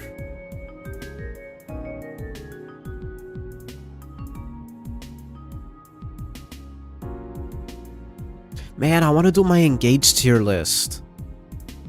But I can't. Because I didn't do a thing yet. And I have to do the thing first before I do the thing. It's all part of the plan, you know?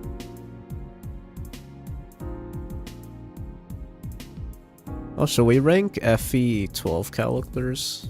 I kinda haven't ranked them in a while. Let's see.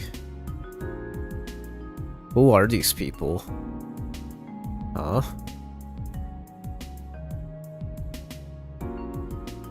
I don't... Wait. Who's this? What? I don't know who any of these people are.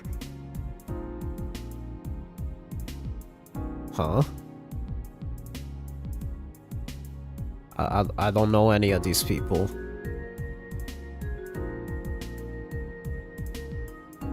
Oh, Sheeta, I remember. Speaking of Sheeta, I also remember Shima.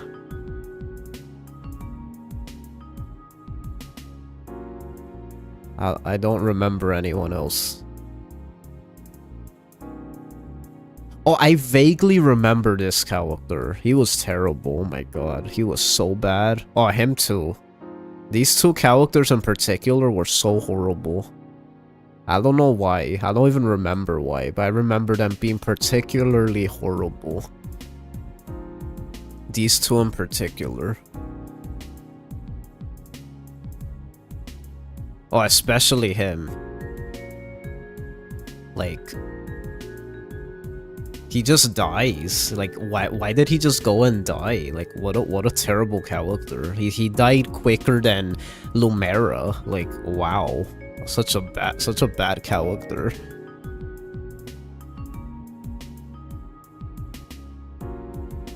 Oh yeah, she was worse waifu. Terrible waifu. Oh yeah, this guy, terrible. Old people suck in this game. In fact, all of them did. Every single one. Even the ones I don't remember. That's how bad they were. That I don't remember them, which means they're bad. This guy exploded.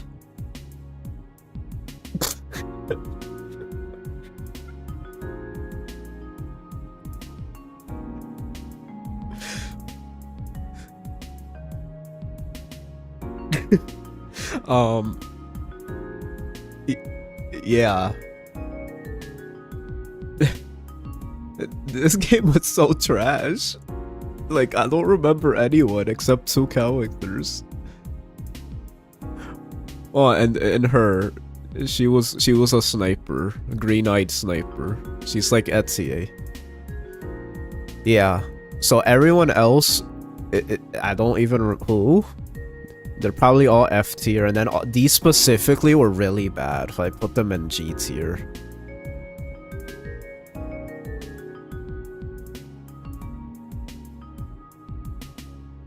Oh wait, Naring. Wait, where's Naring? Naring's like the only person I remember from this game. Where is he? Can someone remind me how Naring even looks like? I don't even think I know how he looks like.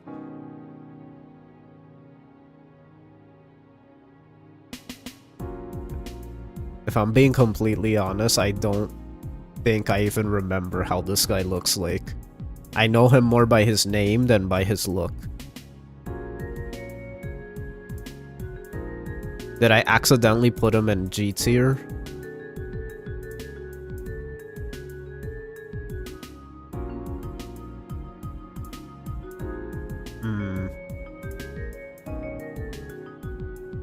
Can someone send me a picture of Naring in the Discord? I forgot how he looked like.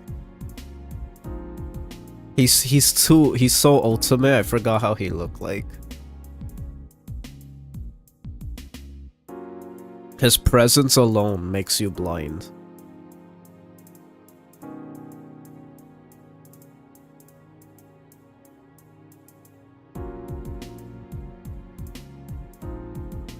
Who's this? I don't even remember. Like, what? This guy kind of looks like that one guy from Engage. It's this guy. No, it's not. You're just trolling me. I'm not that dumb.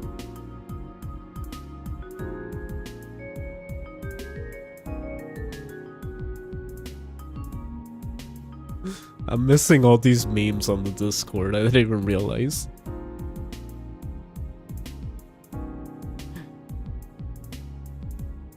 Who's narrating? I need to look him up.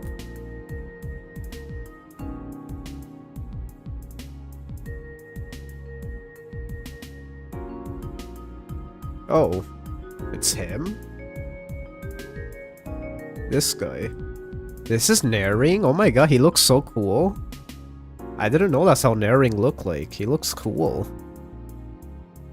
Like, that's an actual cool looking character. But that's it. Yeah, everybody is F tier. Cause who? And then, yeah, these... Man. So bad. In fact, I think I'm being a little too generous. I think that these two should be here.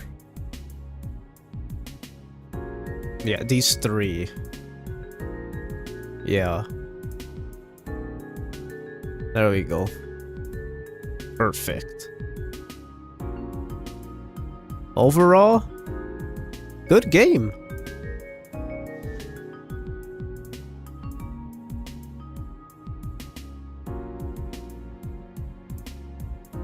Finally, all the cards are in place. Where are we ranking Engage? I actually don't know.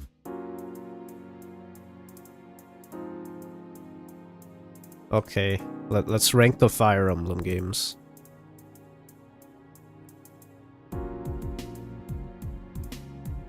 Let's rank the Fire Emblem games.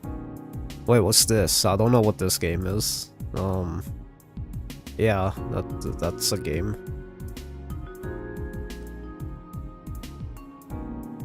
I just have to do this every few months. I have to do this list just when I just have to.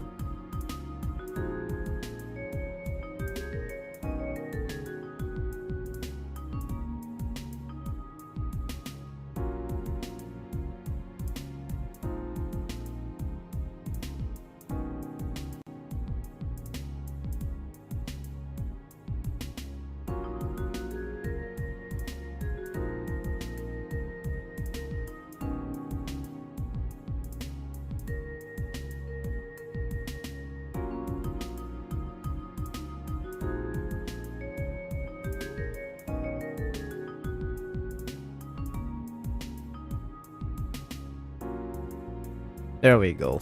Perfect. We should share tiers on Discord? Really? I feel like I've seen all your lists before.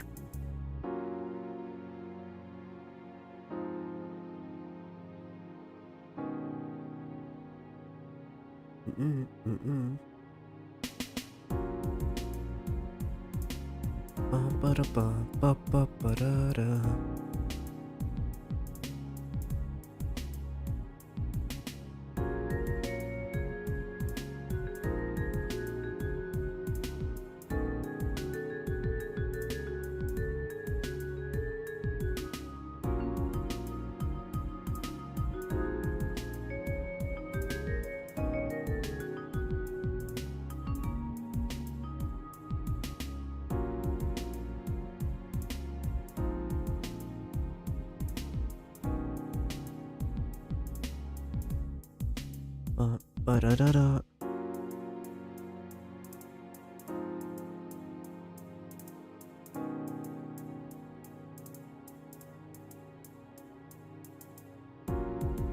Give me a second, guys. I'm reading a lot of stuff right now. I got like 3 texts at the same time.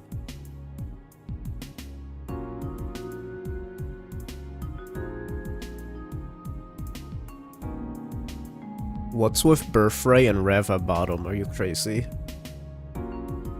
Yeah, you're right. This was my first Fire Emblem game.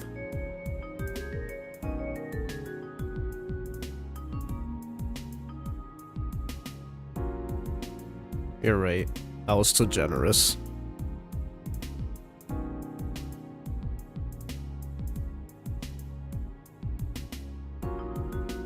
Heroes definitely has to be a little higher. Let's be honest, I had more fun with Heroes than I did with Sacred Stone. So I think I'm gonna put Heroes a little higher. I think Heroes is... I think... I can't even say that with a straight face. I can't even say that with a straight face.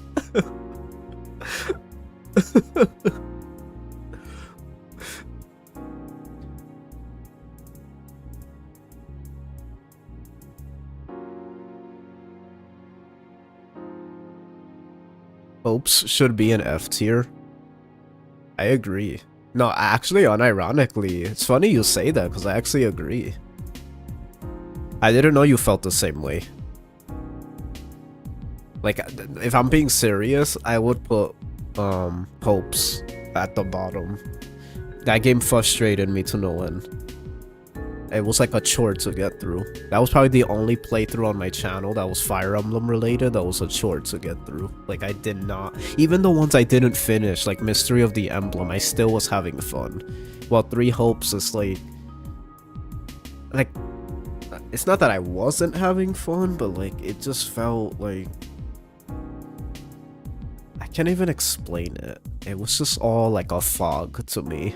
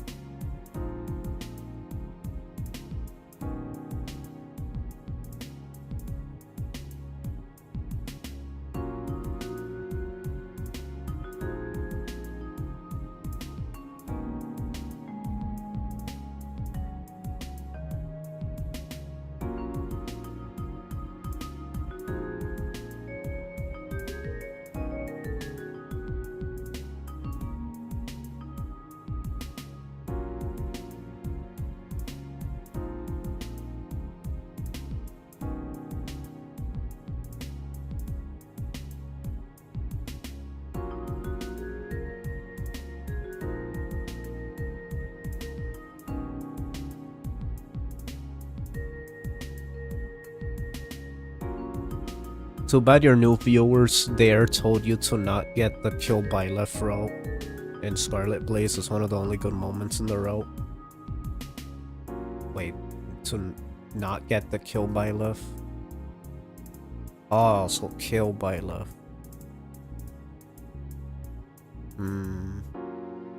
Forgot about that, if I'm being honest. I almost forgot the whole all kill or not kill by left. Dang, I forgot about that. It's a pretty interesting choice. That game's like a blur to me. I don't know why. I think I was really tired during that playthrough, now I think about it. I think that's why I treated it even more harshly. Because I remember saying how I didn't really like the supports in that game. Well, I think I just needed to be more awake for it.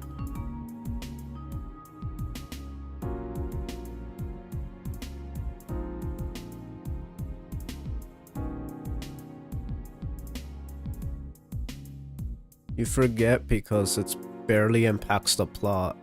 My partner in destiny. Oh man, I do remember Arvel though. The character of all time in Fire Emblem. He truly was the character of all time. Anyway, my tier list is probably like this.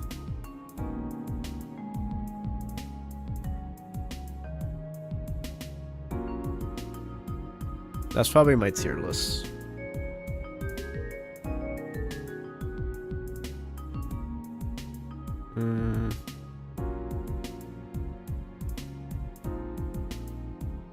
Maybe like that.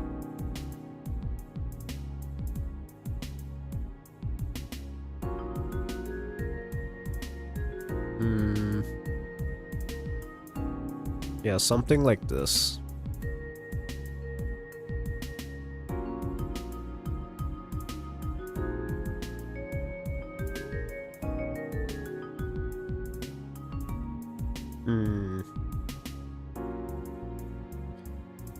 Oh man. Sorry, I'm not like talking. I just kind of had like a brain fart.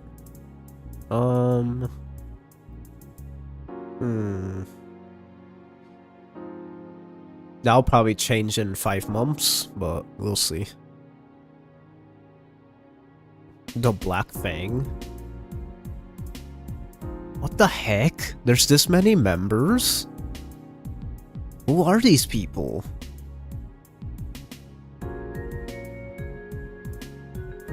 No, this is hacked. Oh yeah, it is a ROM hack. I was about to say, there's not that many Black Fang members.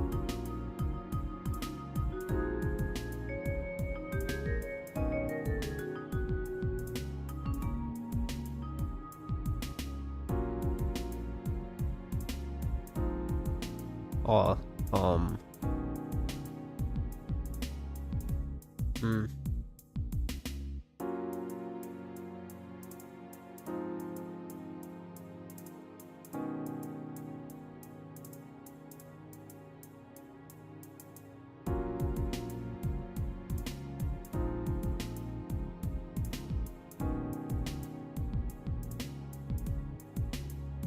I feel like I'm not experienced with Engage enough to make a list like this.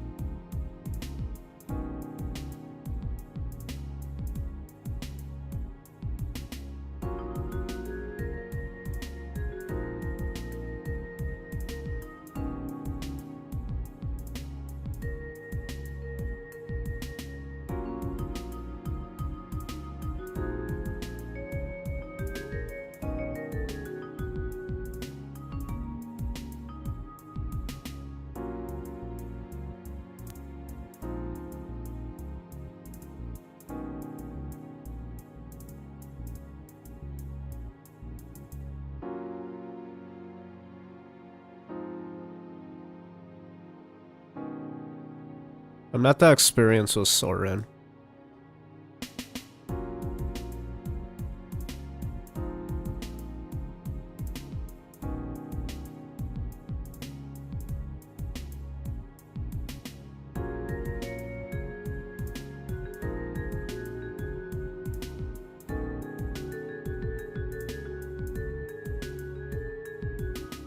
Camilla's not that good.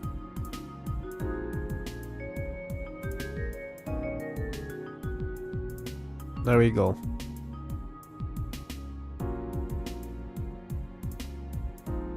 I think this is where I'll put it. Corin, cause she could stop with Dreadful Aura. Micaiah, cause she could heal everyone. Siggy, cause he could zoom everywhere. And Byleth, cause he could dance. Those are just all good things. Erica could just ignore defense. Bonded shield and dual assist with Lucina. Tiki, cause Divine Blessing. And triple hit attacks. Or AoE attacks. Soren, cause bolting and Excalibur like thing or whatever it's called. And all the little things he could do. Cataclysm. Lyn, cause free speed up for any character to fix their speed.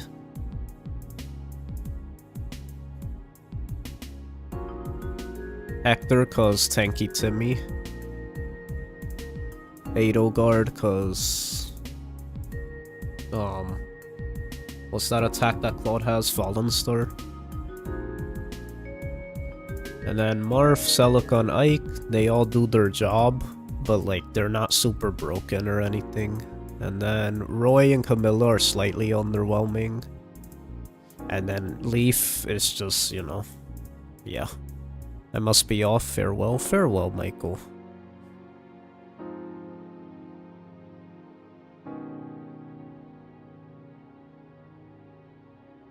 Camilla's the only DLC emblem that's just mediocre. I could see the argument that Roy is better. And Leaf. Because even though I put Leaf at the bottom, I'm kind of contradicting myself because I also think Leaf is amazing if you want to fix someone's build. I think if you use him right, he could be really good. His Vantage is really good for when you want to set up stuff.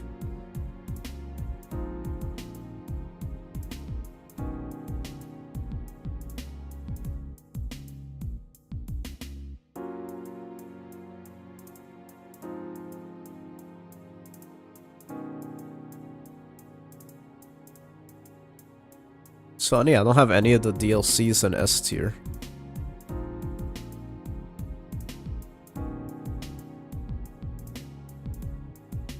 Despite what you said, Night Night, which shows I probably haven't cooked with the DLC enough.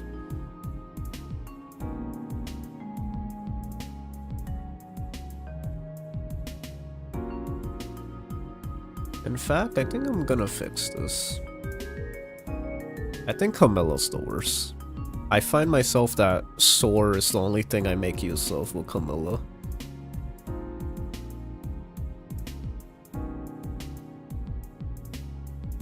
Like, Leaf is at least helpful. Like, passively. Same with Roy.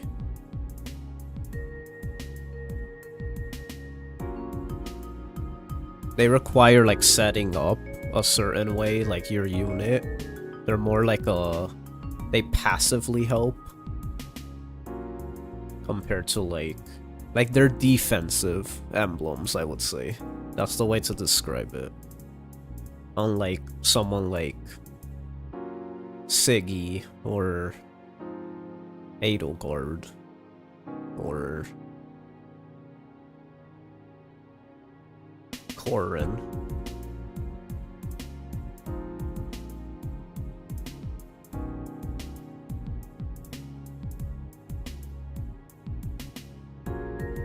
This is Night Knight's tier list, let's see. Heroes is in Z tier. Interesting. F tier is 3 houses. Awakening, Echoes, and Gaiden? Really? I didn't know you felt that strongly about those 4 that bad. You think 3 houses is that bad? And Echoes? Maybe Awakening, I could see that. But 3 houses and Echoes? Dang. Radiant Dawn is only slightly better. Interesting.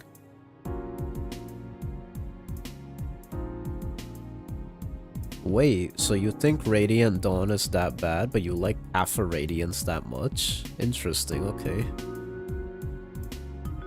Most people like Radiant Dawn's gameplay more. Birthright, Sacred Stones, FE7. Vestaria Saga, Revelations and Genealogy. Shadow Dragon. Is that Tearing Saga or Berwick Saga? Thracia. You think Conquest is the best? Binding Blade. Engage. New Mystery and Path of Radiance. That's an interesting S tier. I think you have the most interesting S tier. Because on one hand you have like Conquest and Engage. But then on another hand you have Path of Radiance. You're like me for real.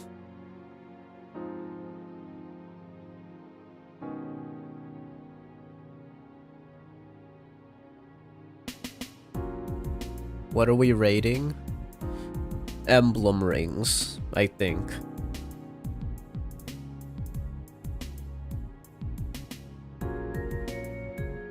This tier list is unique, I will say that. I don't know why 3 houses and echoes are that low though. They have very solid supports and stories. So at the very least, they should at least be a little higher, even if you're not big on the gameplay curve.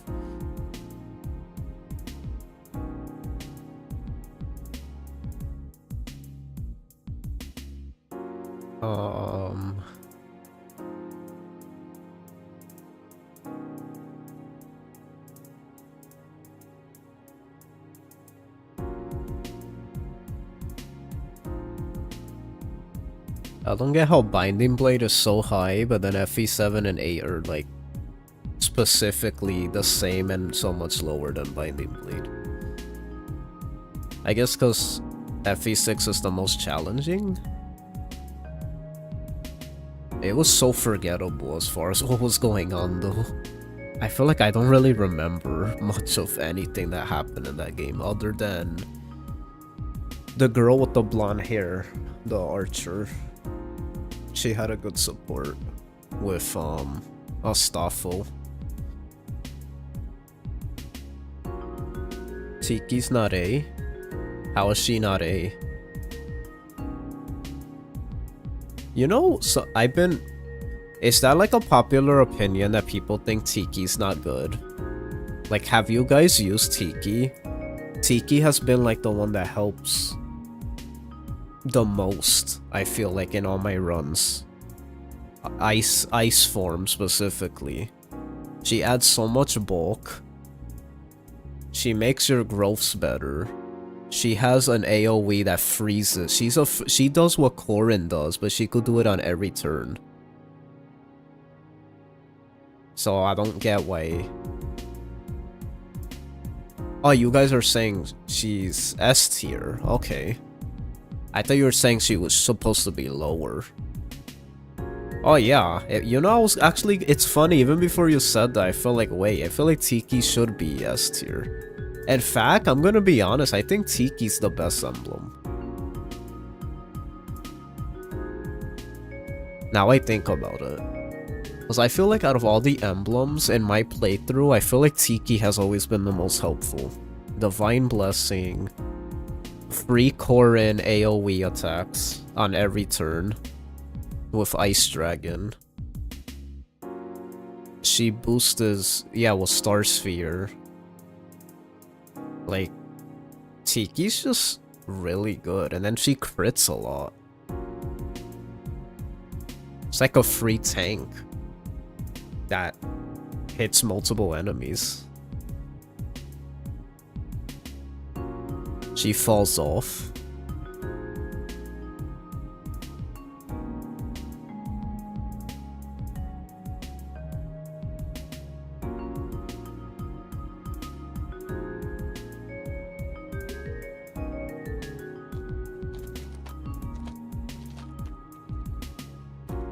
literally brought a snack with me and I didn't eat it. Because I forgot about it.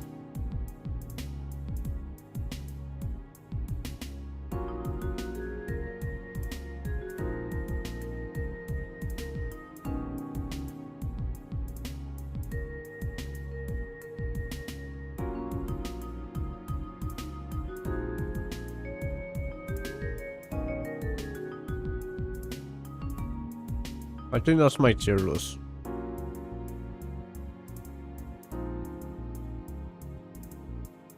Just came to drop a like, nerd. Hope you get 1,000 subs soon and finish your dumb tier pancake or whatever later. That's funny. Pancakes. Thanks, Seth. You're right, Night Night. Or and RD are nothing alike. RD actually has gameplay.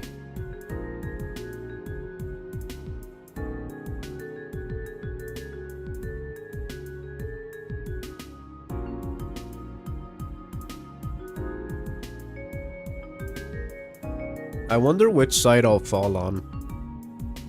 If I'll agree with Shaky or I'll agree with Night Night. When I play Radiant Dawn. We'll have to see. It also depends on my mood. Because I could tell if I'm like in an impatient mood, I'll probably have a bad time. But if I'm more in like the mood, I'll probably end up saying more positive about it.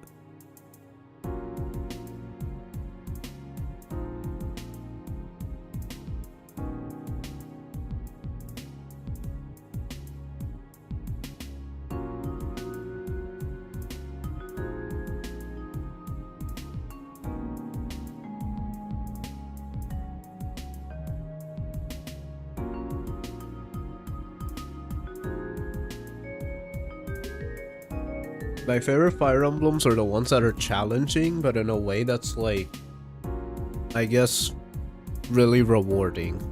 Like Conquest. Or Engage.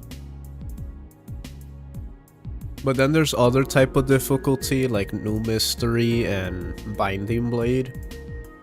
That they were hard, but like in different ways that I wasn't as fond of. I hope Radiant Dawn falls more in the former.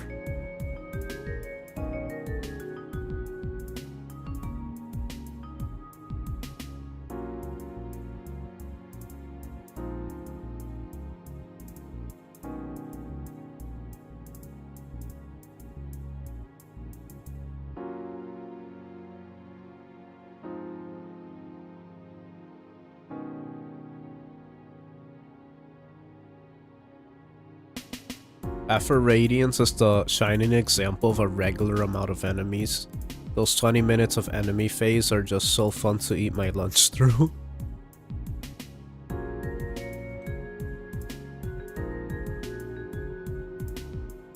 That's how you feel about DS Fire Emblem and Binding Blade? True. And I don't have as much experience with those games, so take what I say with a grain of salt. Like, I'm more experienced with Conquest and Engage, I would say. While the other two I only played one time. So that definitely, I could see Binding Blade and New Mystery changing on replay. Easily. Because they're very, like, there's a lot to them. I could see me either enjoying or not enjoying them as much on the second playthrough. Depending how good they are.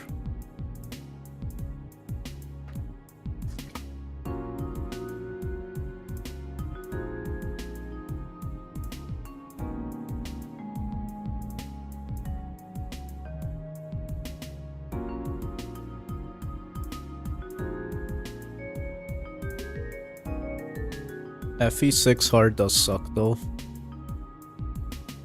Half RNG with hit rates. Oh, and we all know you about hit rates.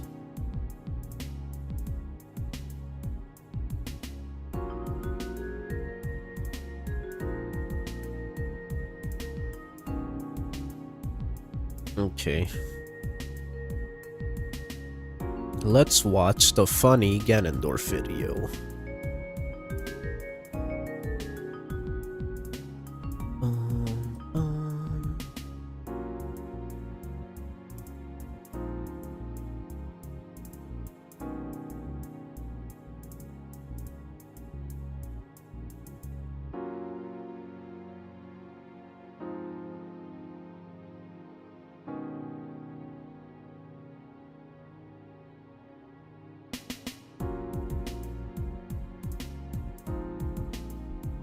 Half a Radiance Jav emblem the whole time.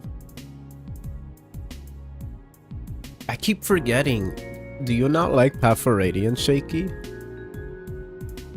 For some reason, I keep thinking that you like Path of Radiance. I thought you were a fan of Tellius, but I keep forgetting that you didn't like Path of Radiance.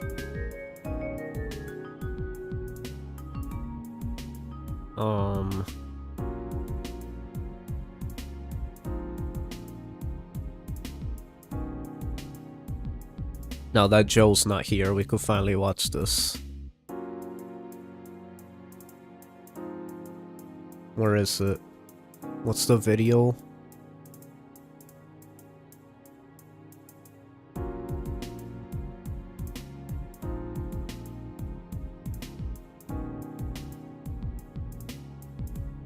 Me and Ruben do not like it at all. Really? I don't remember that. I know Ruben hates Path of Radiance. I don't know you didn't like Path of Radiance too. I forgot about that. Could have sworn you liked both, but liked one a little better. Maybe I'm remembering wrong.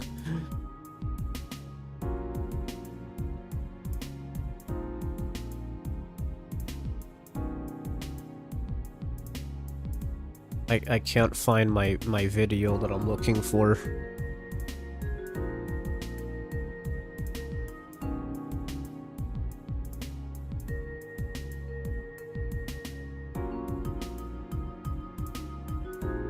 I can't find it.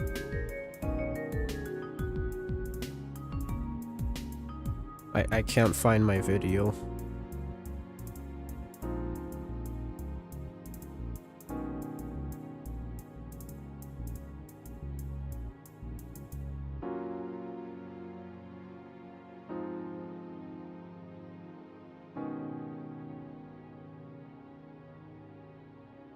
Story explained.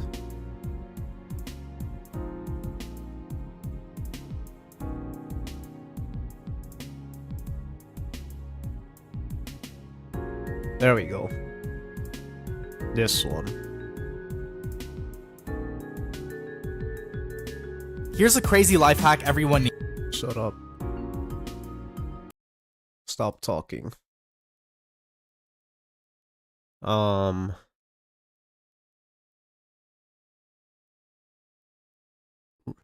Radiant Dawn isn't hand axe emblem. As enemy heavy as Radiant Dawn can be, I found myself using player phase way more. Enemies are an actual threat that makes it hard to solo. You'll need silver to actually 1 or KO, for me at least. Ganondorf, very descriptive. I know, I'm not even trying. There's more competence to RD enemy layout.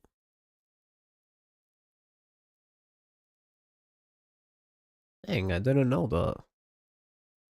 I didn't know you were an, so you're a Path of Radiance hater, an FE4 hater, and kind of a Three Houses hater.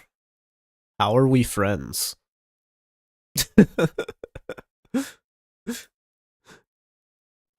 He managed to restrain him somehow. Ew, English voice acting.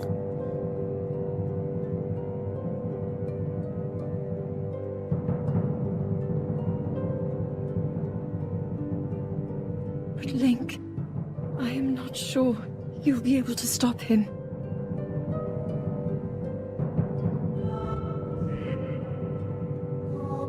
You hate most things I like. Thanks. I came to this era. I appreciate that. After That makes finding me a feel man so underground. happy.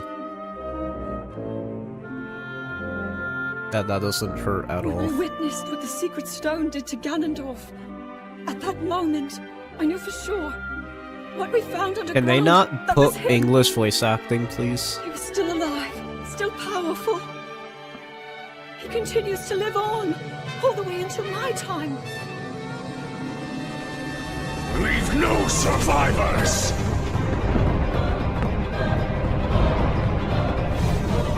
Sweep over Hyrule. Eliminate this kingdom and her allies. Years from now, someone will appear. I hate it when I can actually understand the voice acting. It's a disgrace. Oh, come on. You're telling me you don't get what I mean? With the sword that seals the darkness. Swordsman with the power. I just like good voice acting. It's as simple as that. Link. Remember this name.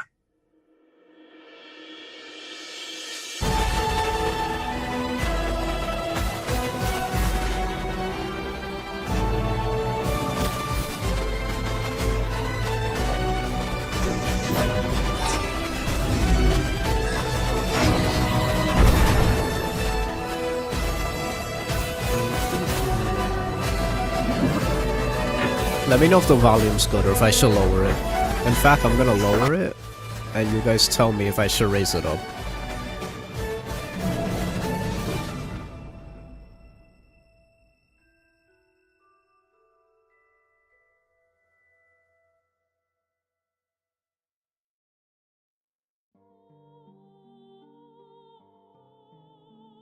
Ever since Link and Zelda had ventured below the castle to investigate the gloom, Hyrule had been a land without a ruler, desperately searching for any sign of its missing princess.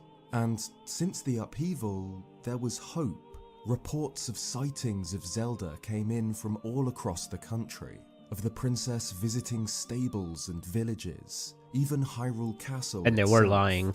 But when Link and the sages he had awakened from each of the 4 regions had stormed the floating citadel, they had uncovered the truth. This was not Hyrule's princess, but Ganondorf himself, a phantom conjured by his power, designed to sabotage and manipulate Hyrule from the inside. Ganondorf's puppet had been responsible for all of the regional phenomena, and had appeared at Hyrule Castle specifically to lure Link into a trap.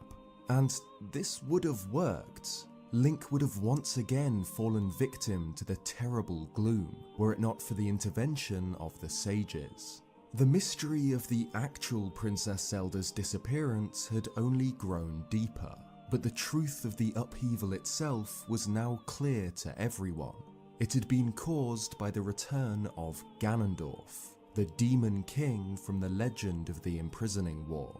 Ganon News of the seducing Demon Link with King's Zelda. return I know, right? spread like wildfire, printed on the front page of newspapers and muttered under the breath of stable owners. So, Link Dark and the Luster, where do you sages rank Tears convene of the with Kingdom? Purah at Lookout Landing On a to tier form list. plan. They are all now aware Out of all the the Zelda identity games, of where would you puppet put it? Zelda, and that the real Zelda I know you've must been have playing it and that you travelled finished it somehow to the before I did. distant Past, as when each of them had awakened as a sage, they had seen visions Ganon of the doesn't need Zelda confrontation to with seduce Ganondorf, me. and of their predecessors talking to Princess Zelda. They know that Zelda had come up with a plan to defeat the Demon King, that they were destined to fight alongside Link now that he has returned in the present day. But other than that, they don't know anything about Ganondorf, his story or his goals, other than that he is bad news and super strong.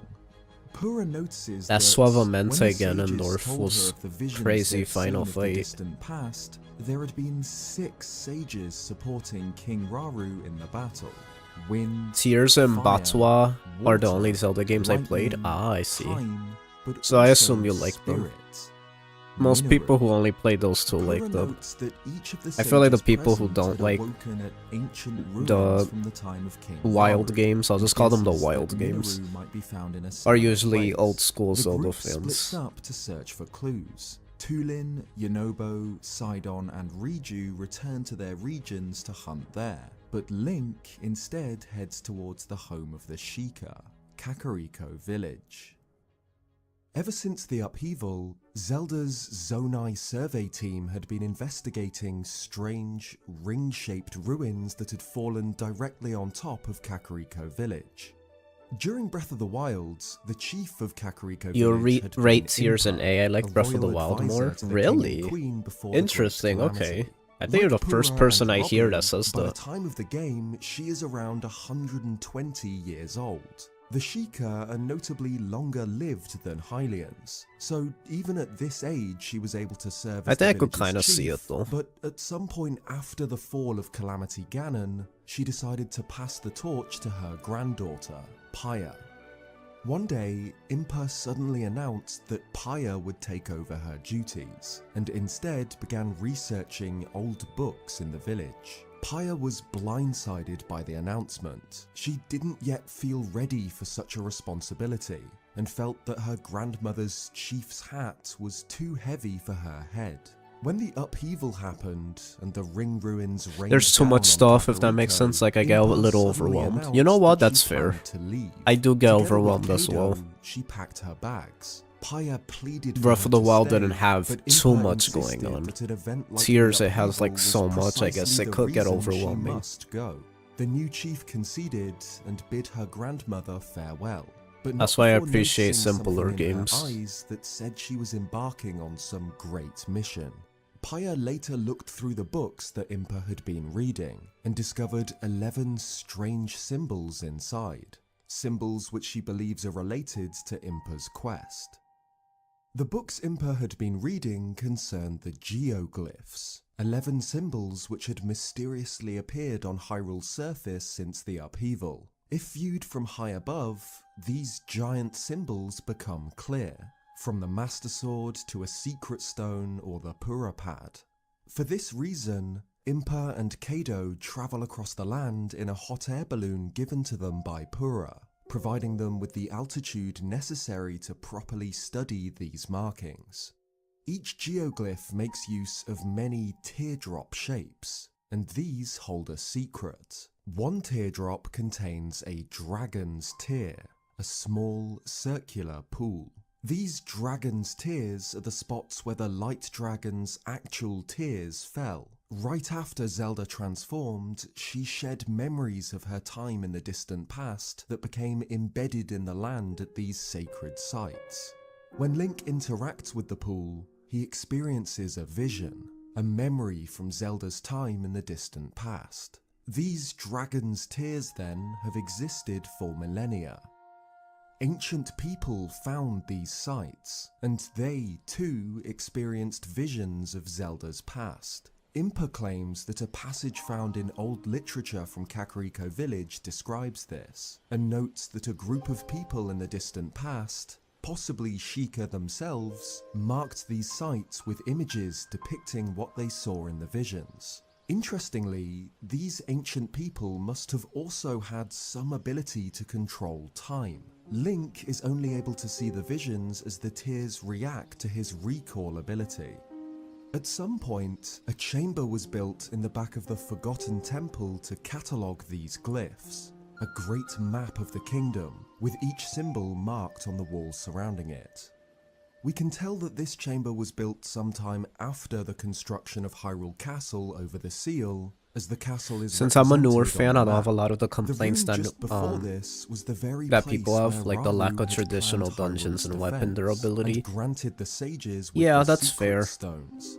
And Though I even will say, now, thousands I don't of think that years was my later, only Link can complaints. find a stone marking The Sonya's durability grave, didn't bother me, to where be Rauru honest, once and grieved. traditional dungeons, they were done a little Sonya's better gravestone is than surrounded Tears. by sundelion flowers, which grow on Sky Islands and can cure the effect I mean, that of is part bloom. of the reason. Perhaps the I have Sundelion flaws with it, somehow but represented Sonya, I feel like just there's a like lot how the more, Silent but I can't Princess really. represents her direct descendant, Zelda, whose story is immortalized in the next room. For whatever reason, these geoglyphs weren't visible until after the upheaval. The recent events triggered something and caused them to appear. Ganondorf's return causing the appearance of the glyphs seems to have been a part of the plan of whoever created them.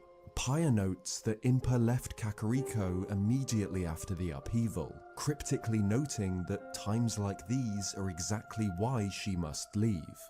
Just like Breath of the Wild, Link again ventures across the kingdom, piecing together a story from a distant age, bit by bit. Collecting the tears of a deity is a staple in the Zelda series. The way the story is Link has handled previously iffy. I saw collected Calder die in secret one of the tears memories in Skyward Sword early Silent on. Realms and the light They had tears to in Twilight be... Princess. A teardrop specifically containing... They had to be there waiting. And had to be there waiting for it to happen. Yeah, that's the issue with open world. That's why I would hope everybody knows to do them in order, because there is an order when you go to see the temple, the Forbidden Shrine or whatever it's called with Impa. It shows the order in which you're supposed to see them. The game doesn't necessarily tell you that, but I wish it did, because it is kind of dumb that you could see that death early on. Most of us did see it early on, sadly. Light tears in Twilight Princess, tears in Skyward Sword Silent Realms, and the light tears in Twilight Princess.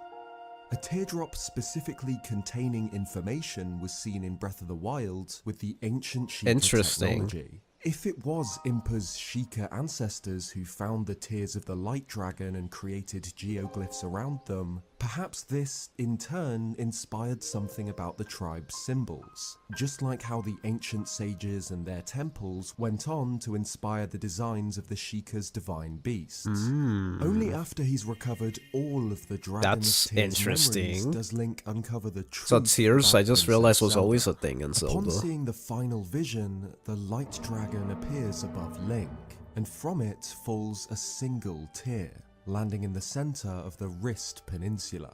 This final dragon's tear is formed from Zelda's memory of becoming the Light Dragon, revealing to Link her terrible fate. As Link wakes from this final memory, the Light Dragon roars and circles above his head, and the hero finds the area where the tear fell full of silent princess flowers, Zelda's flowers. Not only does he That's now such a know good the part. sinister identity of the princess that has appeared since the upheaval, he now knows the truth about the real I wasn't really paying princess's attention that much, but I think the story He didn't has really have found much his impact for me. Zelda, Well, if you weren't really but paying she is attention, lost, then trapped forever that kind in of a body explains not it. her own. But Link's quest must continue. He must find the 5th sage and bring the fight to the Demon King. After Impa had left Kakariko in search of the geoglyphs, Pyre had informed Pura of the ring ruins that had landed on her village, who claimed that Zonai it's kind of hard ruins to shaped judge a like story this if you're are like watching it through incredibly someone else unusual. and Pyre barely then paying contacted attention. the Zonai survey team, who in turn travelled to the village to it was- investigate. It was soon discovered that each Like ring when you're contained actually sitting stone down playing the slabs game marked and with seeing it from Zonai beginning to text. end, it's different. Fascinating discoveries that were translated by Toro, head of the ZST. Open world He games learned aren't that each good for described telling details stories, about the ancient but rather for sages, telling the secret worlds. stones, and the Yeah, I could see imprisoning that. wall. I A agree. 5th ring ruin was I didn't found really feel directly that in above Breath of the Wild or Tears Kakariko of the Village's Kingdom. North Gate, ominously suspended in the air. But Ganondorf had sent his phantom saboteur to the Sheikah's hometown too. The reason I like the According to story and it legend, impacted me so much is because it's exactly what you said. This game did such a better job at telling its story through like the gameplay and through the open world aspects. I feel like it made use of its world to tell, like, slowly piece together the mystery. Like, this game was a big mystery, and I like how you unravel it as you're going through those, like, through the world. It was just really satisfying how they did that compared to Breath of the Wild. It had me guessing throughout the entire thing. And then when it does finally build up to the big twist, it's like, I was mind blown.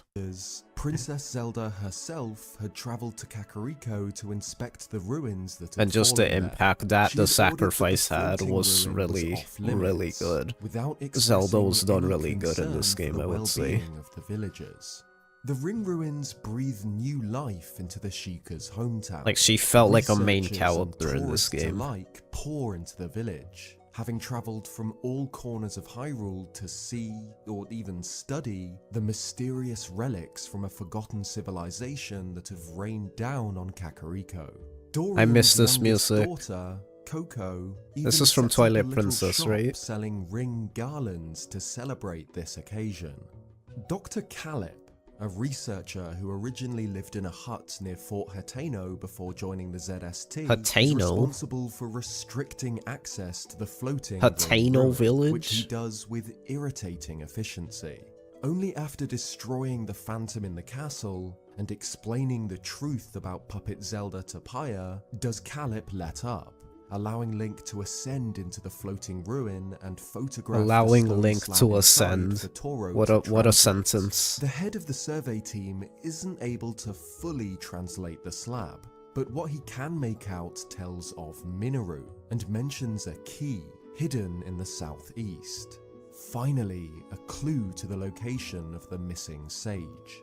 Paya, who had been learning how to translate Zonai script since the upheaval, is able to contribute to Toro's translation, adding that the slab appears to mention the Dragon Land. She suggests that they search in the Faron region, a place connected with the ancient Zonai found in the southeast, known as the Zonai Ruins.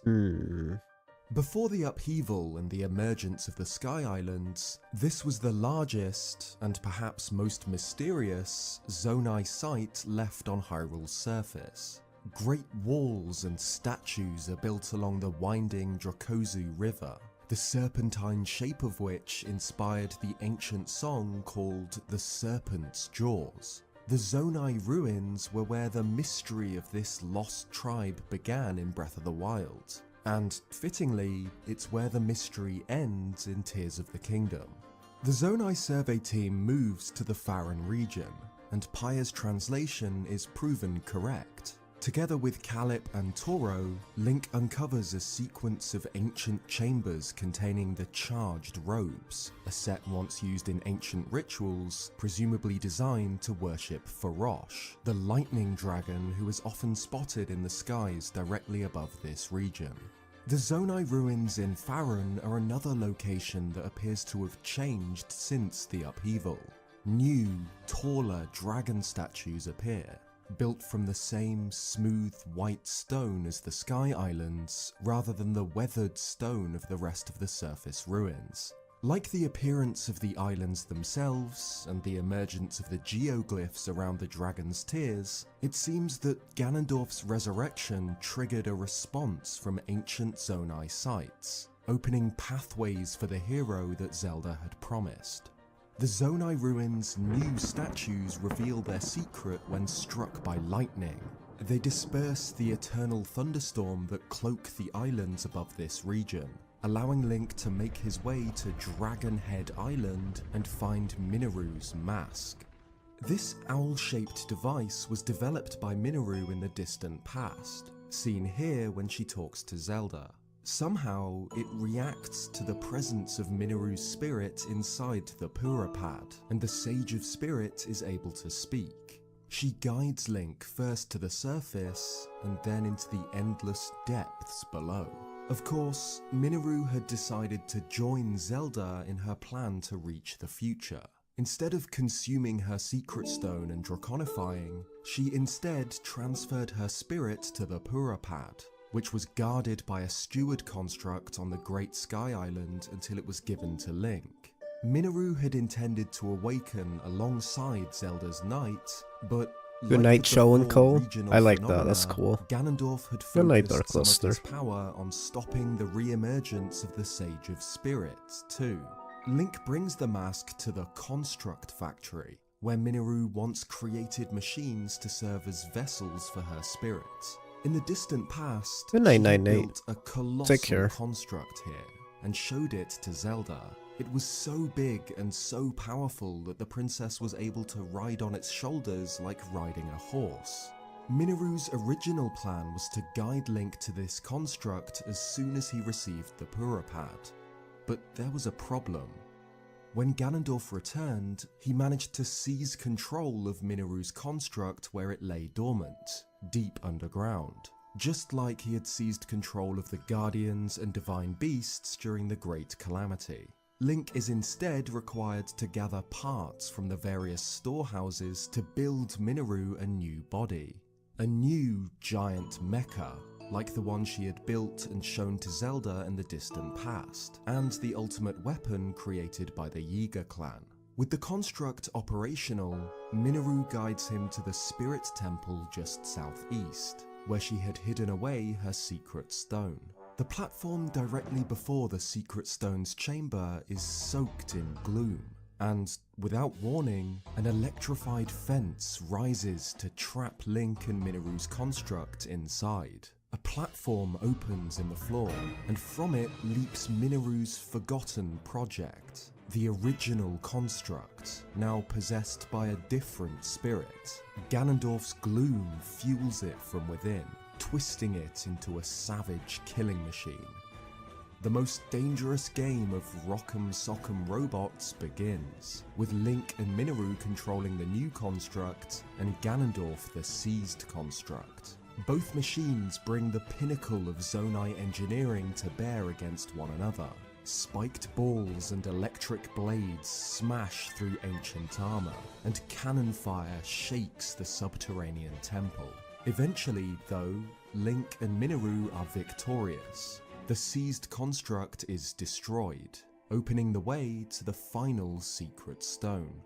Mineru's spirit jumps out of the Pura Pad and floats towards the secret stone, which in turn jumps into the construct body Link had just created. The fifth sage was awakened. Mineru had returned to the battle after thousands of years.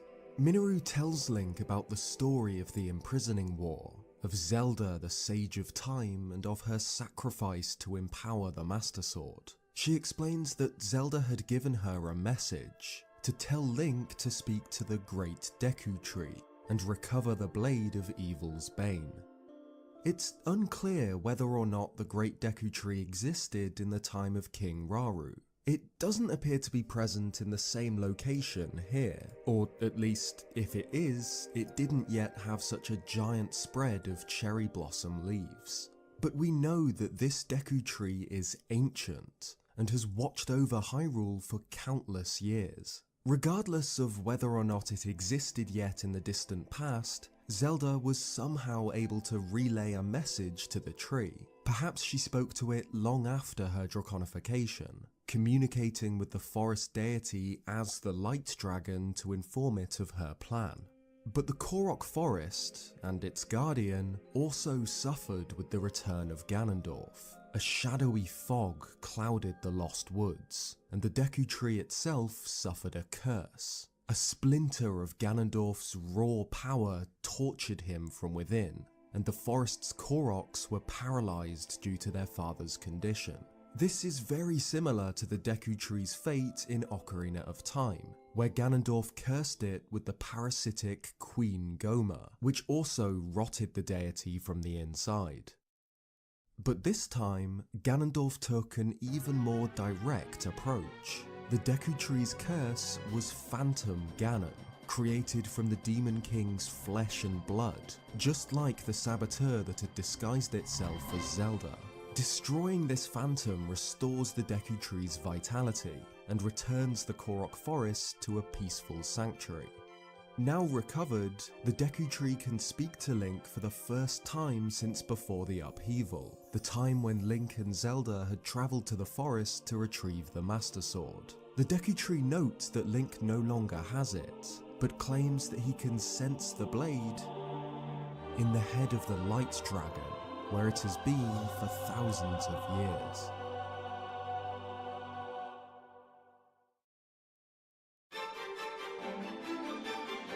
Peak right here. Peak is right here.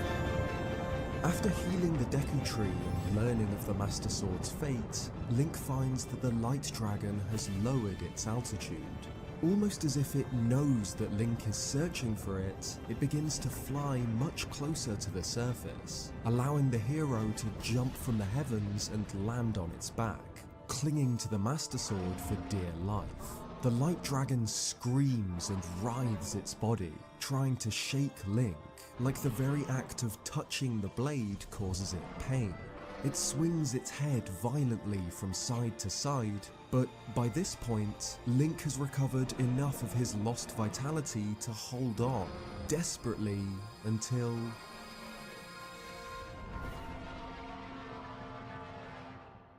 the dragon subsides and glides silently higher and higher.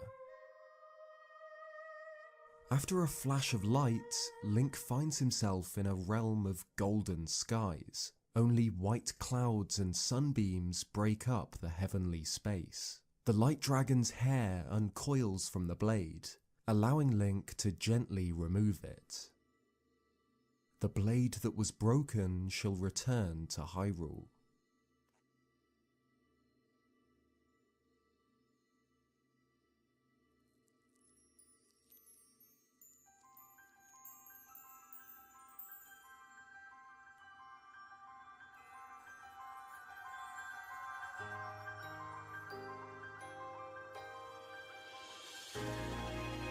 This was peak right here.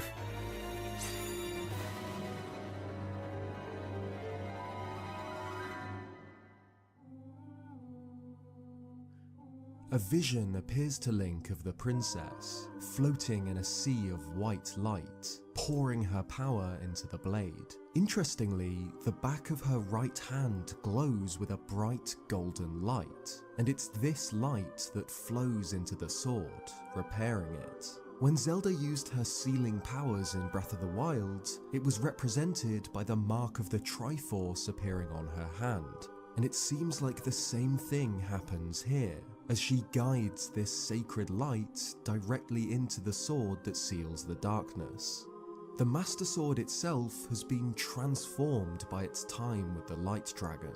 Though Zelda's power has restored the blade, the scars of Ganondorf's attack are still visible. It seems that the sword has also been imbued with ancient Zonai powers too. It reacts when its wielder uses the Zonai Fuse ability. Mysterious green symbols appear along the blade, and fused materials take on a ghostly green shade. Though she had succeeded in delivering the blade to Link, Zelda's sacrifice was permanent. She had become an eternal dragon, doomed to wander the skies forever. The Light Dragon drops Link off at the Temple of Time, then flies away without a word to continue her endless solitude. But Zelda had done it. Her last thoughts before she lost herself were of Link. She knew that he would arrive in the future and protect them all. And now, with the sages awakened again, a battle tens of thousands of years in the making could begin. Link and Purah convene for a final time at Lookout Landing. The hero informs her of the awakening of the Sage of Spirit and of the discovery of the Master Sword in the Light Dragon's head. This means that Zelda's plan from the distant past was almost complete. All that remained was finding Ganondorf himself. Purah suggests that Link not look on the surface or the skies above, but instead search below their feet, in the hellish depths below the ground. The depths are quite literally the underworld, a dark world that mirrors Hyrule. That's like A Link to the Past. Depths are home to Pose, lost spirits of the dead who can be guided to the afterlife by bargainer statues, which are themselves dark reflections of the goddess statues found directly above them. The spirits of soldiers float above grave markers, offering up weapons. These are presumably soldiers who lost their lives to the Great Calamity 100 years ago, like these three, gathered directly underneath Castletown, which was at the heart of the Guardian assault. Monsters in the depths never sleep, with the obvious exception of the Hinox. They gather in groups and mine for Zonite, which they harvest for some unknown purpose. Pools of gloom stain the surface, crawling with giant dark roots, pulsing with Ganondorf's energy. Like veins, these dark roots are spread across the entire depths, but are focused on Ganondorf's lair, deep below the castle. This has been apparent since the very beginning of the game, of course. Link and Zelda both saw Ganondorf allow himself to fall into the black pit below where he had been imprisoned. So, following his own footsteps, Link begins his final descent into the bowels of the castle, to his kingdom's forgotten foundations. Directly below the floating castle is the Hyrule Castle Chasm, the pit that opened up when the citadel was thrust upwards when the seal broke. We can see here that the castle isn't actually levitating, but instead sits on a thin, tall pillar of ancient stone, marked with Zonai symbols. This stone column was directly connected to the platform Ganondorf had pushed upwards with his gloom after he awoke, forcibly moving the entire structure upwards. At the bottom of this great chasm are tunnels from the distant past, leading to old stone passageways and staircases built by the Hyruleans in a forgotten age. Eventually, Link reaches the very same tunnels he had explored with Zelda at the beginning of the game, before the princess had travelled to the past. We don't know exactly how Link and Zelda accessed these tunnels originally, only that a hidden staircase had been discovered during the investigation into the gloom. Now, after the upheaval, the Forgotten Foundation can only be accessed through the depths now that the castle has moved, so perhaps whatever route originally led here has been displaced or blocked off by the disturbance. The first time Link walked here, these tunnels had been eerily empty, save for a small group of keys, and were filled with a thin, wispy form of gloom. But now that the Demon King has awoken, his gloom has completely choked this place. It has gathered in pools on the floor and surrounds powerful monsters. With the Blade of Evil's Bane on his back, Link continues, deeper and deeper into where it all started. Ganondorf's aura grows stronger the further down Link delves, until the gloom is strong enough to break the spiritual connection Link and Raru's hand has with the sages. Their avatars cannot reach this deep. Link goes alone. Eventually, he reaches the mural It's chamber, dangerous to go where he and alone, Zelda though. had discovered ancient depictions Take of this. Hyrule's earliest history, of the birth of the kingdom and the outbreak of the imprisoning war. Now, equipped with explosives or blunt weapons, Link uncovers the blocked murals and finds Zelda's journey in the past immortalized in stone, as it always had been. A short distance from the mural room is the imprisoning chamber itself, the cave in which Ganondorf had been held for millennia. Now, of course, the center of the chamber is missing. It had collapsed when Ganondorf broke free. Link has only one option: to continue his descent, to jump into the pit where Zelda had fallen.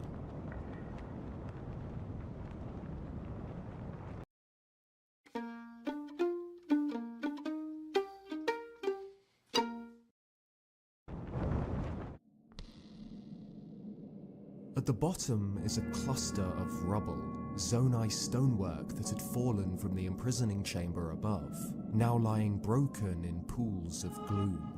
And this wasn't all that had fallen from above. On the floor, Link finds a single torch, the torch that Zelda had dropped when she fell. This was it. Link reaches the end of the cavern, where it opens up to reveal one final drop.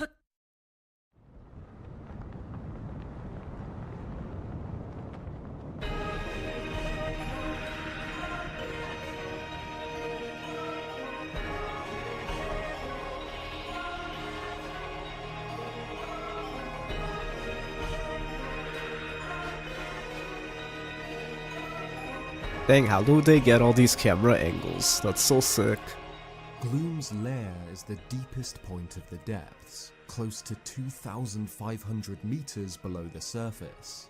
It couldn't be further from the Light Dragon's golden skies far above the clouds. If the dark roots that pulse in the depths are veins, this is the heart. This is the point from which all of the roots have grown from. It's clear that this has happened since Ganondorf's awakening. Roots have burst through into the Awakening? Room since Link and Zelda first visited. Gloom flows like blood inside them, a rhythmic pull of dark energy down into the bottom of the depths. Ganondorf has the power to control darkness, and a secret stone to amplify this power. So perhaps these roots are a way in which he can feed on the darkness of the depths, absorbing the power of Hyrule's underworld to fuel his magic. Riju had been right. Ganondorf had returned, but was not yet at full strength. Gloom's lair seems to function as a cocoon to rebirth the Demon King into the present day, just like the cocoon of Calamity Ganon, which served the same purpose. In a dark reflection of Link's revival in the Shrine of Resurrection, inside the heart of Gloom's lair, Ganondorf's physical body rests on a platform, absorbing the gloom around him. He is unimaginably old, and after countless thousands of years of imprisonment, his powers have weakened. Which is to say, he was able to cripple Link and break the Master Sword with only a fraction of his true strength. But he was not yet prepared for Link. The hero lands on the Great Tree and is met by a host of monsters, summoned from flares of gloom. He steels himself and prepares for combat,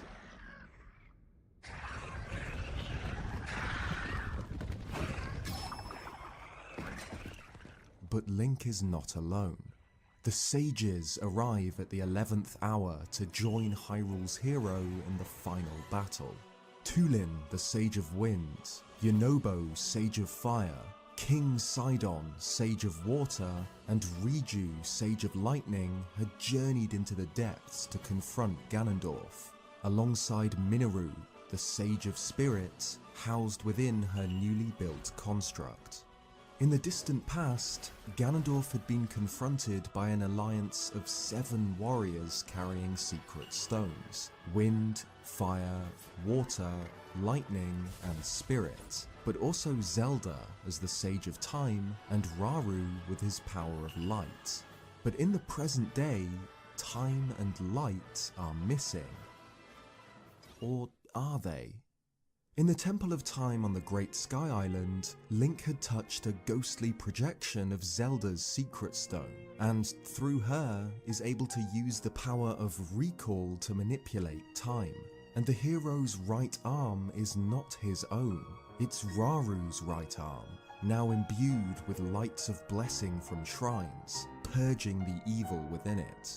Link carries with him the powers of both Zelda and Raru, time and light. He is, in essence, 2 sages at once. Together, this group of 6 warriors echo the 7 that had battled the Demon King long ago. Yeah, Ganondorf that's cool. sends out wave after wave of his I just minions, realized that. each spawns like the ones he had attacked Raru's Hyrule with. When this proves to be useless against the sages, he instead focuses his strength and summons his most powerful creations. That's The crazy. bosses with which he had tried to prevent the That would have been sages so from cool. finding their secret stones, that were previously slain with the help of the hero. But the sages don't need help anymore. They've already fought these monsters. Each of them has mastered their ability and harnessed a secret stone to amplify it. The sages recognize True. Ganondorf's plan to delay their attack, and each choose to stay outside of the lair itself, to fight off the resurrected bosses and buy Link time to confront the Demon King. Link leaves his friends behind and enters the Heart of Darkness, once again alone. It's dangerous The to go Demon alone King though. rests in the center of the tree-like structure, on a strange, spiked platform, like a dark reflection of the lotus bud flowers used by the Zonai in their architecture and symbolism. He sits with his legs crossed in the lotus position, meditating like the ancient Sheikah monks. Yeah, that's drawing cool. power to complete his I resurrection. like that detail. Ganondorf speaks. He is disappointed by Link and regrets that there is not a more worthy foe to oppose him. Just like how Link gathered light energy into his damaged arm, he gathers his gloom into an orb in his hand, then slams it into the ground. This creates a whirling storm of dark energy, like that which had surrounded him after he stole Sonia's secret stone. Ganondorf, the ancient king of the Gerudo, is reborn into Hyrule. Of course, this isn't Ganondorf's final form. His secret stone is firmly planted on his forehead, but he isn't yet using its full power to transform. Yeah, him what a into his show off. He demonic wants to form. beat you without This using could it. be because he is not yet It's so at full funny. strength, having only just rehydrated from his mummified form. But it's also possible that Ganondorf chooses to He just wants to engage beat Link you in his up without Gerudo using form it. out of pride. Even without the secret stone, Ganondorf is an exceptionally powerful warrior, and he knows it. His worldview is shaped by power alone, and throughout the entire story, he has been dismissive of Link's strength. That's With only a right. fraction of his true power, Ganondorf had crippled He is the mocking hero you throughout the Rauru whole had game, that promised, is and true. shattered his legendary sword. Ganondorf respected Rauru, not as a king, but as a powerful warrior. In the castle, his spectre had mockingly congratulated Link for defeating Phantom Ganon, admitting that there might be more to him than the power Rauru had given him, but not much more. Link is not a worthy challenger for Ganondorf's right to rule, and so the Gerudo King faces him as a mortal. In the deepest, darkest corner of the depths, the duel begins.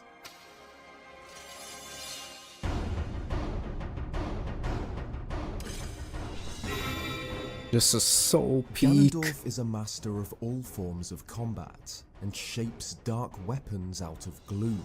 A blade, a spear, a club, and a bow, all of which he uses with pinpoint accuracy and devastating power. Like any monster in the depths, Ganondorf's attacks not only deal direct damage, but wither their targets. The gloom breaks heart containers. The fight against Ganondorf is a straight fight, a major test of strength. Two warriors, one against one. And like Link, Ganondorf is able to move faster than what should be possible, fast enough to dodge the hero's strikes in bullet time. Flurry Rush, and the ability to slow time while aiming, is implied to be part of why Link is considered such a powerful warrior. Daruk's training journal mentions how Link explains that when he focuses, it feels like time slows down around him. This skill is what has enabled him to take down countless monstrous foes, from Moblins to Lynels to Calamity Ganon itself. But Ganondorf is different. He, too, is able to slow time around him to dodge the impossible. But Link is better. Like the Gerudo King, Link is a master of all types of weapons. Oh, that transition was so warrior of fire. Herculean strength that has been broken and reforged twice I love the over. transition And and music in his there. hands is the Master Sword, the sword that seals the darkness, the light that shines when all other lights go out, restored to its full strength. Oh, this and part's far so beyond epic. by drinking the sacred power of the Light Dragon for eons. The hero beats the Demon King in a straight fight, proving to Ganondorf that he is a worthy opponent, a true challenger to the Gerudo's claim that might makes right. The Demon King recoils, shocked that this mere mortal was able to stand against him.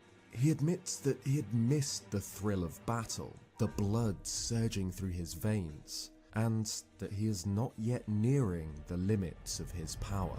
His secret stone glows, and the symbol for darkness shines out.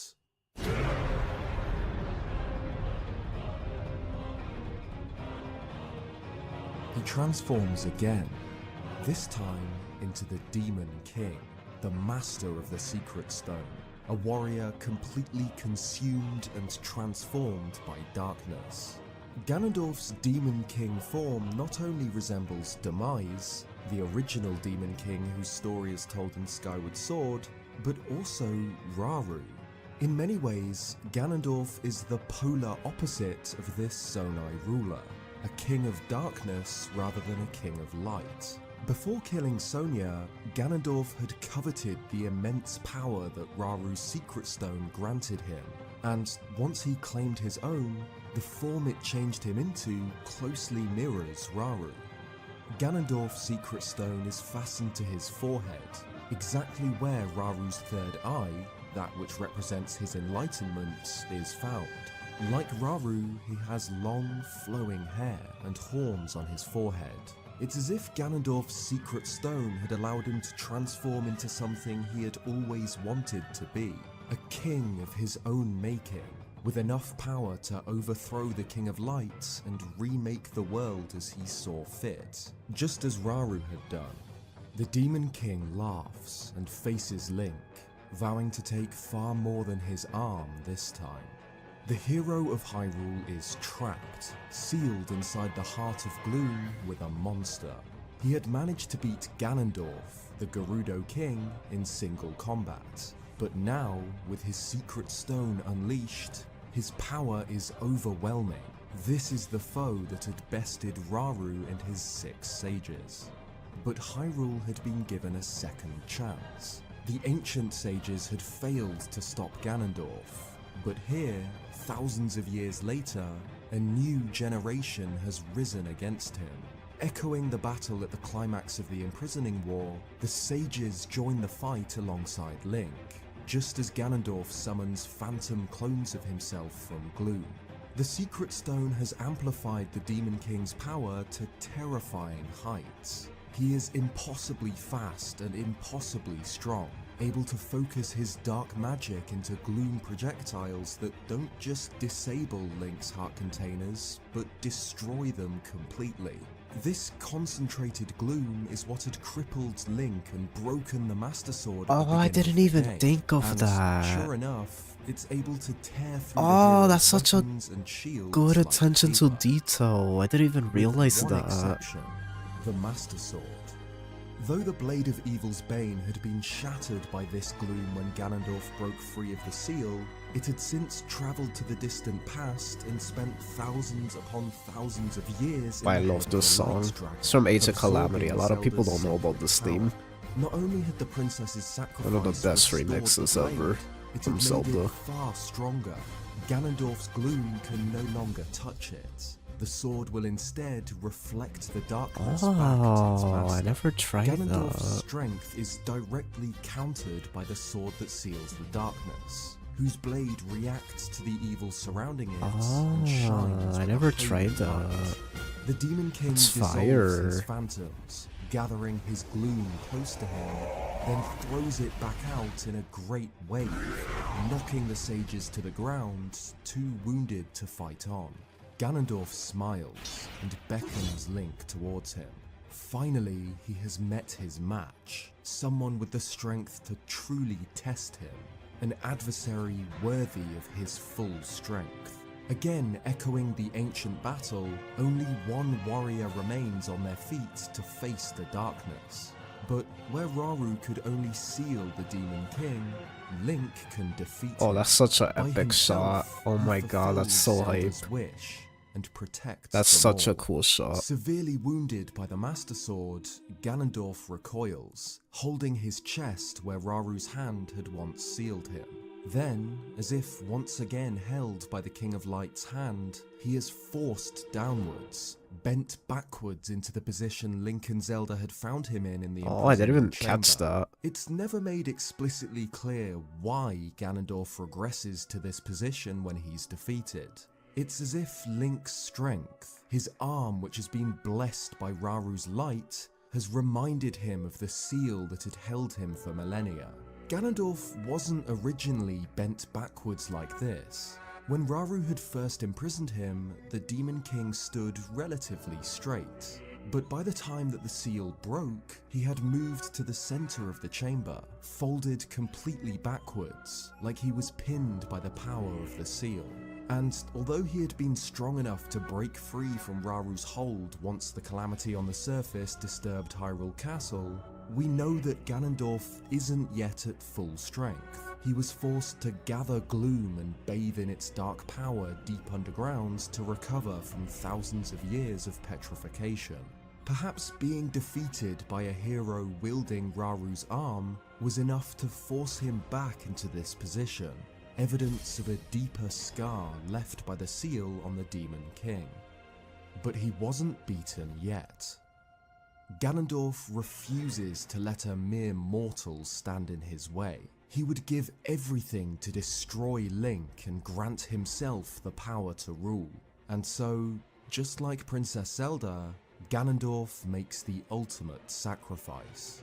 He tears his secret stone from his forehead and swallows it, committing himself to an eternal existence as a dragon. The Demon King's eyes change as draconification begins. He laughs as gloom fills the chamber, eventually forming a serpent, just like the form of Calamity Ganon that once haunted the castle. The serpent snatches Link in its jaws, then smashes through the stone above, tunneling through the earth until it reaches the surface. Man, this From final below the battle's so castle, good. The demon dragon emerges into Hyrule, a titanic dragon dwarfing all others, with jet black scales and a blood-red mane, and a jagged mess of horns crowning its head. Draconification wasn't Ganondorf's plan. This is a desperate attempt to ensure his victory. His self-imposed right to rule is based on his own strength. Now that Link has proven to be stronger, this is his final chance to gather enough power to dominate all opposition. His ideal world is that which existed before Raru founded Hyrule and brought order to the land. A place of chaos, one that valued courage and fighting spirit, one where only the strongest would thrive. By sacrificing himself and becoming the demon dragon, Ganondorf can cast Hyrule into an eternal night. He would become, for all intents and purposes, a dark god, something powerful enough to ensure that the world is how he wants it to be, forever. But Zelda had done the same. Like Ganondorf, she had sacrificed everything to ensure that her kingdom was how she wanted it to be, a place of hope and order. This sacrifice had placed the Master Sword in Link's hands, and now the Light Dragon soars through the sky to join her knight in the final battle, a dance of dragons. Fittingly, Tears of the Kingdom ends in the sky. Like the two dragons in the game's logo, Link is caught between the Dragon of Light and the Dragon of Darkness in the climactic battle for Hyrule's future. He dives from the Light Dragon and lands on the Demon Dragon's back, where weak spots are exposed like red wounds along its spine. These weak spots are clusters of eyes, much like the Malice eyes that had proven to be weak spots with the Calamity, but these eyes are tinged with the gold and blue of a draconified eye, resembling Zelda's and Ganondorf's after swallowing their secret stones. The Demon Dragon is colossal, many times larger than the Light Dragon or Dinral, Naedra and Farosh. From its jaws, it spits gloom, deadly projectiles which the hero must weave through to reach his target. Eventually, Link destroys each of the Demon Dragon's weak spots, revealing the final target, Ganondorf's Secret Stone, embedded in the forehead of the Demon Dragon. This is different to how draconification worked for Zelda, who had swallowed her Secret Stone before clutching the Master Sword, which then became embedded in the Light Dragon's head. Ganondorf's Secret Stone becomes visible on the Demon Dragon only after all of his weak spots have been destroyed. Something about purging the evil that flows through it causes the stone to materialize despite having already been consumed. Regardless, it is this Secret Stone, Sonia's secret stone that had allowed Ganondorf to become this monstrosity. It was this ancient relic, once brought to the surface by Raru's Sonai ancestors to bring peace and prosperity to the land, that now threatened to cast it into darkness.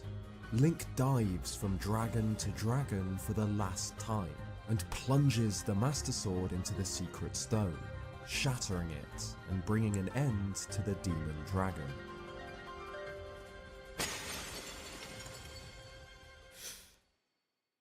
God, it's such a perfect battle. In the end, Ganondorf's story ends in failure. He stole Sonia's secret stone and became the embodiment of hatred, but never truly recovered from Raru's seal. Until he emerges from below the castle as the demon dragon, Ganondorf never leaves the depths in the present. He remains imprisoned in the underworld, gathering the strength to fully resurrect himself.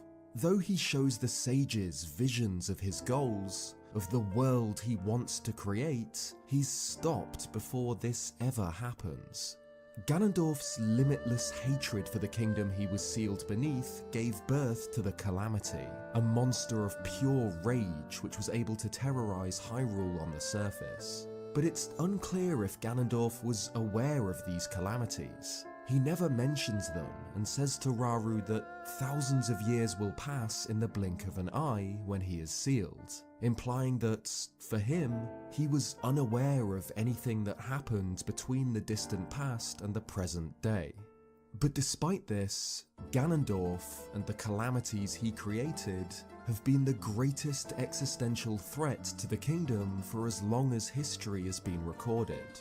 Finally, thanks to the sacrifice of its princess, Hyrule is saved. At long last, it is free from the endless cycles of prosperity and ruin.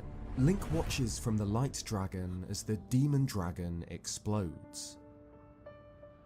Suddenly, his right arm begins to glow, with the eerie green-blue lights that represent spirit energy. A flash of light transports him to an ethereal plane of endless clouds, tinged in green. He floats as if underwater, now shirtless, with the gigantic mass of the Light Dragon just below him. As if moving by itself, Link's right arm lifts and points towards the dragon, and a golden light encircles it, just like that which appears when he uses the recall power. Like when he had sent the Master Sword to the distant past. And he's not alone. The spirit of King Raru appears behind him, this time accompanied by his wife, Queen Sonia. This appears to be a sort of spiritual dimension, where ghosts of the long deceased can materialize before Link. Throughout his quest, he has received lights of blessing from shrines of light, structures built in the distant past by Raru and Sonia, each decorated with a statue of the royal couple at the end. Link's spirit appears to be drawn into this dimension by his hand, the hand which has absorbed lights of blessing from these shrines. So, while Raru and Sonia died long ago, their spirits survive through Link's arm, long enough to aid Zelda's chosen knight in one final act. Just like Sonia and Zelda had done during the defense of the Great Plateau, Sonia and Raru channel their powers through another. That was definitely a parallel to that. Pouring out of Link's hand envelops the dragon, and its body sparkles with a golden glow until the dragon is gone and only Zelda remains, floating in the sky of spirits. Incredibly, Link's arm has changed too. Raru's hand and brace has vanished, and the scars from the Gloom Assault have healed. Sonia and Raru's spirits begin to fade. The couple hold hands one last time, then disappear entirely, their spirits finally at rest. In the distant past, Minoru had warned Zelda that the process of draconification was eternal, that there was no way for her to return to her original form after swallowing her secret stone. Yet here, Link, aided by the spirits of the ancient king and queen, is able to do just that.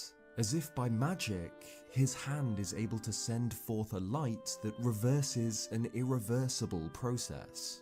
We're later told by Minoru's spirit that it was a combination of Raru's light powers and Sonia's time powers channeled through Link that was able to save the princess.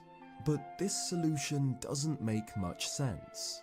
She herself admits that it's just a theory. Instead, it seems more likely that Link was able to use a more powerful form of recall, amplified by Sonia and Raru, to reverse the Light Dragon's trajectory through time, to walk her spirit back through the ages until before she ever consumed the stone. This might also explain why Link's arm returns to normal too. It could, of course, be that now Ganondorf, the source of gloom, is defeated, and Raru and Sonia's spirits have moved on, Link's arm is saved. But it could also be the case that it has simply reversed to a point in time before it was ever damaged. Either way, this entire spirit sequence is kept deliberately vague and left up to the player's interpretation. But the result is clear. Link wakes as if from a dream, and finds himself upside down, mid-air, hurtling towards the surface. He looks around, then down, and spots Zelda, falling some distance below him. Link and Zelda's individual quests had begun at the same moment, when Link had failed to catch his princess, and she had fallen into darkness below the castle. He wouldn't fail again. Not this time.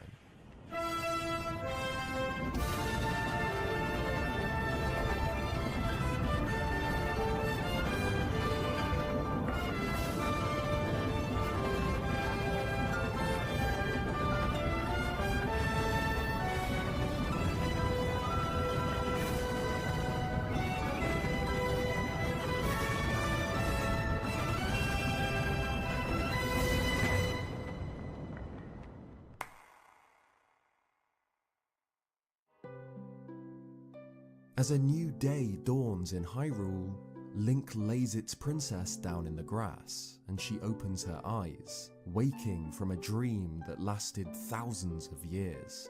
Her secret stone still hangs from her necklace, just as it had before she tore it free and swallowed it, which could support the idea that Link managed to recall her spirit back to before the Draconification. She touches the secret stone and then realizes what has happened. The Master Sword had reached Link, and he had beaten the Demon King. Her plan had worked. She describes it as having been woken from a long dream by a warm, loving embrace. She doesn't really remember her time as the Light Dragon, though some part of her consciousness had been awake, enough to fight against the Demon Dragon. For millennia, she roamed above the clouds, but her memory from that time is fading.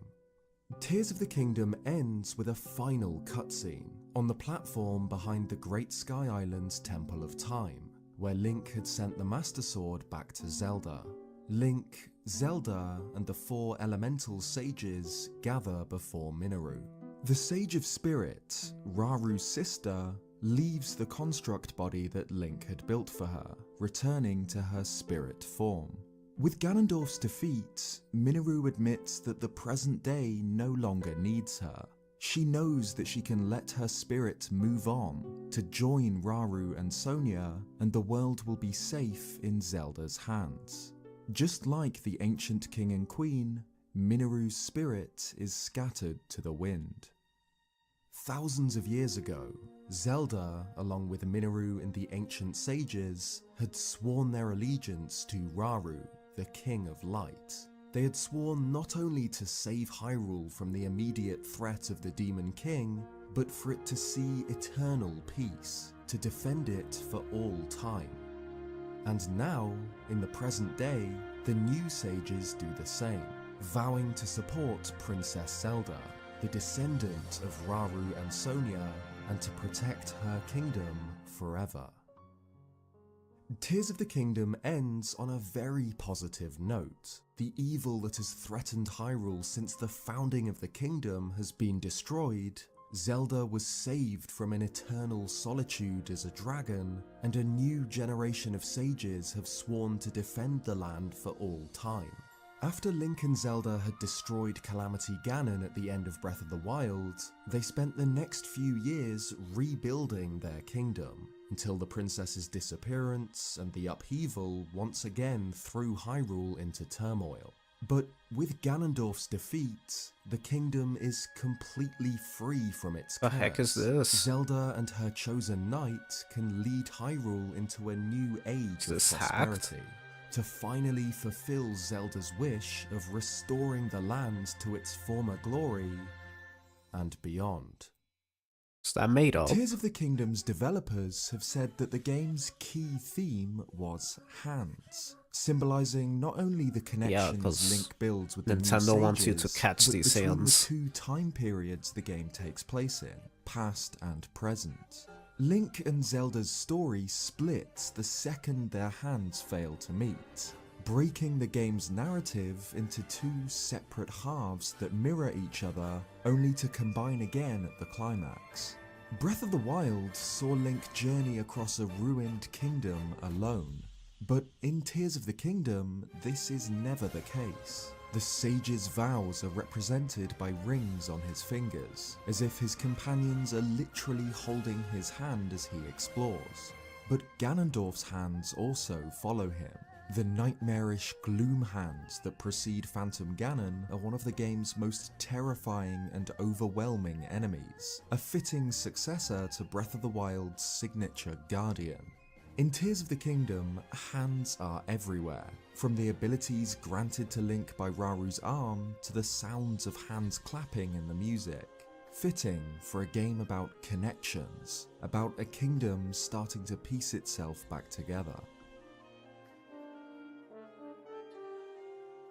Thank you so much for watching this video, the final episode of my 3-part coverage of the main story and lore of Tears of the Kingdom. Like Breath of the Wild, this game reveals its story Him in a breaking non-linear character there fashion. seem Not only kinda how the sad. dragon's Tears memories are unlocked, but how important story details He like broke the connection the between Ganondorf and documentary Calamity Ganon narration are only character. mentioned in dialogue with specific characters. This project is by far the biggest thing I've could ever tell done it was on this awesome. channel. It has taken such a massive amount of time to piece together everything about this story and present it. So if you liked this video, leaving a like would be really appreciated, or if you want more Zelda content, consider subscribing. This won't be the last time I cover Tears of the Kingdom's lore and story. Cheers guys, and I'll see you next time. Awesome. Really good series. I think the second one was my favorite as far as what I learned, but the last one had the best ending, I think.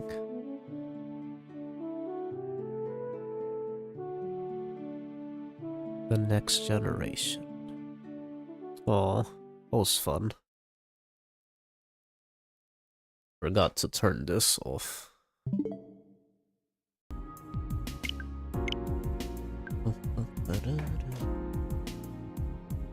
Okay, that was way better of a chill stream than yesterday. But at least we got our Pokemon reaction. Okay, now do a documentary on water. Okay, let's talk about all the waters. Sparkling water, water, Dasani water. And an interview from Dr. Shaky on why Dasani water made him throw up for some reason. Also, why sparkling water is the best water sometimes.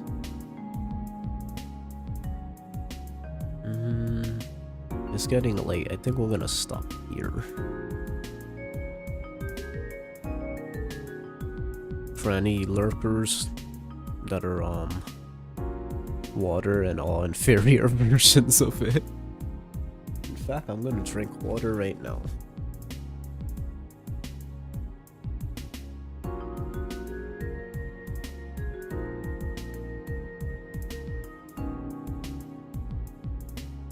For all the lurkers who are starting their first day of school tomorrow, God bless. Have a good school year. My nephews start tomorrow. So I know a lot of other people start tomorrow too. But yeah. Have fun with that. I'm gonna keep grinding behind the scenes on all the stuff I'm working on. It's coming very soon. A new start of the channel is coming very soon. Just no more late night streams where we're half dead. Don't worry. A lot of exciting things, excuse me, coming that I worked on that I hope you guys love. I hope you guys enjoy and appreciate. Worked very hard on a lot of stuff. So yeah.